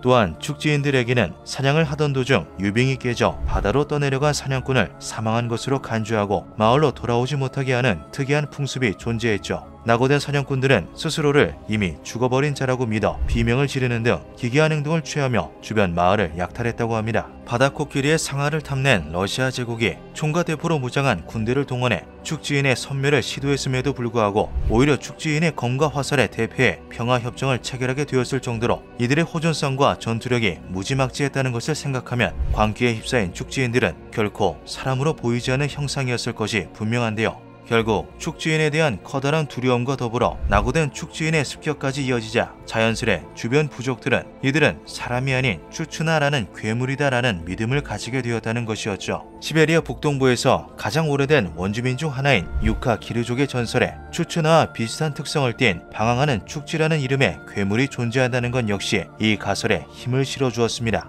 그러나 이 가설에는 커다란 맹점이 존재했는데요. 바로 축지인의 고대 설화에도 롤가이라는 이름의 추추나와 비슷한 괴물이 존재한다는 사실이었죠. 민족학자인 블라디미르 보고라즈에 따르면 바다를 건너온 거인 롤가이가 잠을 자는 사이 용맹한 축지족 전사 3명이 밧줄과 말뚝으로 롤가이를 고정한 후 창으로 처치하는 데 성공했다는 전설이 존재한다고 합니다. 또한 이런 털복숭이 거인에 대한 설화는 각기 다른 형태와 다른 이름으로 시베리아 원주민들 사이에서 비슷하게 전해져 내려오는데요. 이 중에는 축지족과 마주친 적 없는 원주민들도 있어 정말 추추나가 축지인을 뜻하는가에 대해 의문을 품게 만들었죠. 이 밖에도 다양한 가설들이 제기되었지만 그 어떠한 것으로도 털복숭이 거인의 정체를 완벽히 설명할 수는 없었습니다. 과연 시베리아의 원주민들은 대체 어떤 존재를 수천 년간 두려워해왔던 걸까요? 기묘한 밤이었습니다. 이로코이족, 오세이지족, 투스카로 라스족, 휴런족, 오마아족, 이들 북미 인디언의 전설에는 한 가지 공통점이 있습니다. 바로 한때 북미를 지배하며 이들과 전쟁을 벌였던 붉은 머리 거인에 대한 이야기인데요. 북미 지역에서는 200년에 걸쳐 7피트 이상의 키가 큰 해골에 관한 발굴 기록이 1000건 이상 보고되었죠. 1873년 스미소니언 박물관의 학자들은 일리노이주 애나에서 8피트가 넘는 키에 36인치의 두개골을 가진 해골 17구를 발굴해냈다는 연례 보고서를 올리기도 했습니다. 이렇듯 북미 지역에 존재하던 거인에 대한 공식적인 보고도 존재했지만 그때까지도 거인의 정체가 무엇인지 또 어디서 왔으며 어떤 삶을 살았는지에 대한 기록은 발견되지 않았는데요.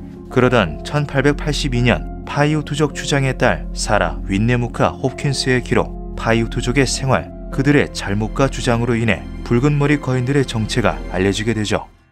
파이우투족은 이들 붉은 머리의 거인들을 시테카라고 불렀습니다. 시테카는 북부 파이우투족 언어로 툴레이터, 즉 등심초를 먹는 자들이라는 뜻인데요. 이들이 네바다주의 파이우투족 정착지 근처 훔볼트 호수에서 등심초를 엮어 살았기 때문에 붙여진 이름이었죠. 전설에 따르면 이 거인들은 뗏목을 타고 바다를 건너 먼 섬에서 온 이방인들이라고 합니다. 16세기 스페인 정복자 페드로 시에사 데 레오는 고대 페루에서 재앙을 피해 세계로 흩어진 거인들의 이야기를 기록하고 있는데요. 거인들은 갈대로 만든 뗏목을 타고 바다를 건넜다. 어떤 남자들은 너무 커서 무릎까지가 보통 남자의 몸집만한 자들도 있었다. 이 거인들은 잉카 제국으로 대표되는 인신공양의 습성을 지니고 있었고 난폭한 성정을 지닌 정복자들이었다고 전해집니다. 북미에 살았던 붉은 머리 거인 시테카는 바다를 건너온 이들 페루 거인의 후손이라는 설이 존재하는데요. 시테카 역시 이들 못지않게 난폭한 자들로 여겨지죠. 네바다의 여러 지역에 멸종된 사람들이 살고 있었다. 그들은 천박하고 경멸스럽고 어리석고 타락한 식인종이었으며 붉은 머리에 뼈장식으로 치장하는 것을 지나치게 좋아했다. 시테카족은 파이우투족의 영역과 인접해 살며 사람을 잡아먹고 그 뼈로 치장하는 것을 즐기던 북미의 지배 종족이었습니다. 홉킨스의 기록은 이에 대한 이야기를 자세히 다루고 있는데요. 수백 년 전의 이야기입니다. 거인들은 우리 부족민을 약탈하고 죽이고 잡아먹곤 했습니다. 우리는 이 야만적인 자들을 두려워했습니다. 그들은 밤길에 큰 구멍을 파고 우리 중 누군가가 지나가다 종종 그 구멍에 빠지길 기다렸습니다. 심지어 우리가 죽은 자들을 묻은 후에 찾아와 땅을 파내고 가져가서 먹기도 했습니다.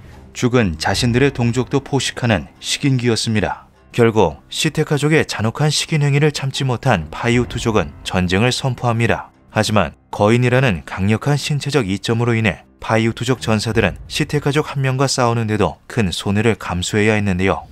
그들은 머리 위로 날아가는 화살을 공중에서 잡아채어 되던지고는 했습니다. 죽거나 다치는 사람이 나오면 여자 부족민이 나타나 부상자를 납치해갔습니다. 이 전쟁은 오랫동안 지속되었습니다. 두 부족 간의 치열한 전쟁은 3년이 넘게 지속되었습니다. 그러나 압도적인 신체 조건의 차이에도 불구하고 시테카족은 파이우투족에게 패배해 주거지를 잃고 쫓겨나는데요. 당시 부족을 이루고 살았던 시텍 가족의 수는 모두 합쳐봐야 대략 2,600명밖에 되지 않았다고 하니 수적인 차이를 극복할 수 없었던 것으로 보이죠. 결국 살아남은 소수의 시텍 가족은 땅에 발을 붙이지 못하고 훔볼트 호수 위에서 뗏목을 짓고 생활하게 됩니다. 시텍 가족은 훔볼트 호수 근처 풀숲으로 도망갔습니다. 등심초와 갈대를 엮어 배를 만들고 호수 위에서 생활하였는데 불이 없었기 때문에 그들은 그곳에서 오래 살 수 없었습니다. 모두 심각하게 굶주렸죠. 우리 부족은 호수 주변에서 그들을 지켜보다가 땅에 닿는 이가 있으면 죽이려 했습니다. 호수로 거주지를 옮긴 시텍 가족은 생활에 어려움을 겪은 것으로 보입니다. 갈대로 만든 뗏목 위에서는 불을 피우고 생활할 수 없었기 때문에 식량 수급에 문제가 생긴 것인데요. 거대한 몸집으로 사람마저 잡아먹을 만큼 대량의 식량을 필요로 했던 시텍 가족의 식습관은 쉽게 바뀔 수 없었죠. 물고기나 새를 잡는다 한들 구워 먹을 수 없으니 어쩔 수 없이 채식을 선택한 시텍 가족의 생존자들은 배불리 먹지 못하고 점점 굶주려 갔습니다. 결국 그들은 호수에서의 생활을 포기하고 마는데요. 시텍 가족을 향한 원한을 불태우던 파이우트족이 이 좋은 기회를 놓칠 수 없었죠. 마침내 어느 날 밤 시텍 가족은 호수 동쪽에 상륙하여 산 근처의 동굴로 들어갔습니다. 하지만 그곳은 그들에게 있어 사방이 막힌 지옥과 같았습니다. 우리 부족은 동굴 입구를 지켜보다가 물을 기르러 나오는 이들을 죽여버렸습니다. 우리는 시텍 가족에게 짐승처럼 행동하지 말고 사람을 먹지 않을 것을 요구했습니다. 하지만 그들은 사람의 말을 했음에도 대화가 통하지 않았습니다. 파이우트족은 시텍 가족과 대화를 시도하며 그들을 회유하려 노력했지만 시텍 가족은 끝까지 식인이라는 부족의 정체성을 놓지 않으려 했습니다. 그리고 이것이 시텍 가족에게 주어진 마지막 생존 기회였죠. 설득에 지친 우리 부족은 나무를 모아 동굴 입구를 막기 시작했습니다. 그러자 불쌍한 거인들은 동굴이 가득 찰 때까지 나무를 들여놓기 시작했습니다. 더 이상 나무를 쌓을 자리가 남지 않았을 때 우리는 그곳에 불을 붙였습니다. 동시에 그들에게 소리쳤습니다. 사람처럼 살며 사람을 짐승처럼 잡아먹지 않을 수 있습니까? 어서 대답하십시오. 우리가 불을 꺼주겠습니다. 하지만 동굴에서는 아무런 대답도 들려오지 않았습니다. 오랜 시간 네바다주를 지배했던 시텍 가족은 동굴 깊숙한 곳에서 화염에 휩싸인 채 조용한 최후를 맞이했습니다.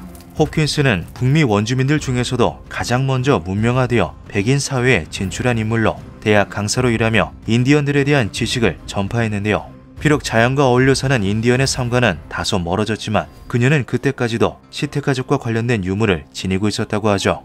시텍 가족의 머리카락은 붉은색이었다고 합니다. 나는 오래전 아버지에게서 물려받은 그들의 머리카락 중 일부를 여전히 간직하고 있습니다. 이 붉은 머리로 장식된 드레스는 오랜 세월 우리 가문의 갑오로 전해져 왔죠. 하지만 홉킨스의 기록에도 불구하고 학자들은 시텍 가족에 관한 얘기가 그저 이전 지배 세력을 몰아낸 사실을 기록한 파이우트족의 전승일 뿐이라고 여겼습니다. 시텍 가족이 실제했다는 증거를 찾지 못한 사람들의 관심은 금세 사그라들고 말았죠. 1886년 네바다주 러브락 지역을 탐색하던 광산 기술자 존 리드는 파이우트족을 만나 시텍과 거인에 대한 얘기를 전해 듣습니다. 동굴이 멀지 않은 곳에 있다는 파이우트족의 말에 리드는 호기심을 갖는데요. 이를 찾아 헤매던 그는 험볼트 호수 북쪽에서 무너져 내린 동굴 입구를 발견하게 되죠. 리드는 이 동굴이 시텍 가족이 최후를 맞았던 러브락 동굴이라고 확신하였습니다. 리드는 러브락 동굴 내부를 직접 탐사해 보았는데요. 동굴 안쪽은 수많은 박쥐와 그 배설물인 구아노로 가득했죠. 구아노는 매우 질 좋은 비료의 원료이기 때문에 러브락 동굴의 고고학적 가치는 금세 잊혀져 버리고 맙니다. 모든 사람들의 관심이 동굴 내부에 쌓인 돈덩어리 구아노로 쏠렸던 것이죠. 1911년 러브락 동굴은 광부 데이비드 퓨와 제임스 하트에 의해 구아노 광산으로 개발됩니다. 광부들은 돌로 덮여있던 동굴 입구를 폭파시켜 작은 터널을 뚫고 광산 촬영용 트랙을 까는데요. 1912년까지 1년이라는 짧은 기간 동안 250톤이 넘는 양의 구아노가 샌프란시스코의 비료 회사로 운송됐죠. 그런데 거의 2m까지 쌓은 표층의 구아노를 전부 걷어내자 러브락 동굴이 간직하고 있던 비밀이 드러나기 시작합니다. 동굴의 북쪽 중앙 부분 약 4피트 깊이에서 놀라운 유골을 발굴해냈다. 2m가 넘는 키를 가진 남자의 몸은 미라 같았고 머리카락은 뚜렷한 붉은색이었다. 바로 미라화된 붉은 머리의 거인 시텍 가족의 유골이 발견된 것인데요. 이 일로 인해 러브락 동굴이 가진 고고학적 가치가 알려지고 광산 채굴이 급하게 중단됩니다. 하지만 이미 상당수의 유물이 도둑맞거나 팔려나간 뒤의 일이었죠. 심지어 보존 상태가 훌륭했던 시테카족의 미라도 연원을 파악한다는 지역 발굴단의 손에 의해 산산이 해체되어 버렸는데요. 20세기 초 미국의 불안정한 발굴 환경하에 등심초로 짠 바구니, 그물, 신발, 토기와 아틀라틀이라고 불리는 창던지기 도구 등 많은 유물이 소실되고 말죠. 뒤늦게 캘리포니아 대학교 인류학 박물관에서 조사단을 파견했지만 탐사는 체계적이지 않았습니다. 그런데 변변찮은 보고서조차 작성되지 않았던 이 1차 탐사에서만 무려 10,000점이 넘는 유물이 출토되는데요. 이후 꾸준한 조사와 발굴이 이루어지며 러브락 동굴은 1984년 5월 24일 국가사적지로 등록되었죠. 거인의 유골이 출토된 곳은 러브락 동굴뿐만이 아닙니다. 19세기 말부터 20세기 초까지 고고학적 발굴의 틀이 마련되고 그 관심이 높아지던 시절 미국에서는 수많은 거인 유골이 출토되었는데요. 1959년 카네기 박물관의 도널드 드라고 박사는 웨스트 버지니아의 크레삽 고분에서 7피트 2인치의 유골을 발굴하죠. 이 사람은 아주 컸어요. 무덤에서 측정한 결과 그의 키는 약 7.04피트였습니다. 뼛속이 가득 찬 것처럼 무거웠어요. 또한 1897년 11월 18일 워싱턴 어드밴스에는 아이오와주의 한 고분에서 발굴된 거인의 유골에 대한 이야기가 실려 있습니다. 과학자들이 아이오와주의 고분을 발굴하다 키가 7피트 5인치에 달하는 거인의 뼈대를 발견했다는 공식 기록이 남아 있습니다. 뼈는 공기에 노출되자마자 부서져 내렸습니다. 1899년 1월 17일 미들타운 시그널은 마이애미 스버그에서 발굴된 거인의 뼈에 관한 내용을 헤드라인으로 싣는데요. 마이애미 스버그 근처에서 발견된 거인의 골격은 호사가뿐만 아니라 세계의 박식한 과학자들 사이에서도 많은 논란이 되고 있습니다. 인류 역사에 기록된 어떤 것보다 더 거대한 남자의 시신이 오하이오주 마이애미 밸리에서 발견되었습니다. 유골은 키가 8피트 1.5인치인 남성으로 보입니다. 그 외에도 캘리포니아, 아칸소, 펜실베니아 등 여러 주에서 거인의 유골이 발견되었다는 신문 기사와 기록물을 찾아볼 수 있죠. 거인의 흔적이 남겨진 곳들은 대부분 잘 보존된 고분이나 특정 무덤 지역이었습니다. 고분 체계는 콜럼버스의 신세계 탐험 이전에 존재하던 아메리카 원주민들의 문화, 아데나 문화의 양식인데요. 마운드라고 불리는 이 고분들은 인디언들의 정착지를 둘러싼 언덕이자 무덤의 역할을 했죠. 주목할 만한 점은 이 고분에서 발굴되는 대부분의 유해가 2m가 넘는 키를 지녔다는 점입니다. 20세기의 고고학자 찰스 스노우와 윌리엄 웹은 1945년과 1957년 두 차례 발표한 논문을 통해 아데나 문화의 인디언들이 독특한 골격 특징을 보인다고 발표했는데요. 이마는 앞으로 튀어나와 있으며 눈썹 능선 역시 돌출되어 있습니다. 광대뼈는 그 자체로 클 뿐만 아니라 앞쪽과 옆쪽으로 튀어나와 있습니다. 측정된 아데나 인디언들의 두부 지수는 89부터 100까지입니다. 아데나 인디언들은 평균적으로 7피트에 달하는 신장을 포함하여 현생 인류와는 다른 신체적 특징을 띠고 있었다고 하였죠. 그들은 육중한 몸을 떠받칠 수 있는 강인한 뼈대를 가지고 있었습니다. 특히 두개골이 매우 크고 길쭉했습니다. 말단 비대증과 같은 이유로 인해 거대한 신장의 유골이 간혹 발굴될 수는 있어도 이처럼 반복적으로 또 많이 발굴되는 것은 그들이 하나의 종족이라는 것을 암시했습니다. 2m에서 2m 50cm라는 신장은 신체적으로 절대 불가능한 조건은 아니었는데요. 조사에 따르면 이들은 인간보다 더욱 튼튼하고 비대한 뼈를 가지고 있었다고 증언되기도 했죠. 북미에서 공통적으로 발견되는 붉은 머리 거인의 흔적들, 어쩌면 아데나 인디언들은 호모 사피엔스와는 다른 특징을 가진 인류의 아종이었던 걸까요? 과거 타 부족과의 영토 전쟁에서 밀려나 지상에서 사라진 이들은 과연 기록처럼 거대한 키를 가진 존재였을까요? 진실은 아직 밝혀지지 않고 있습니다. 기묘한 밤이었습니다.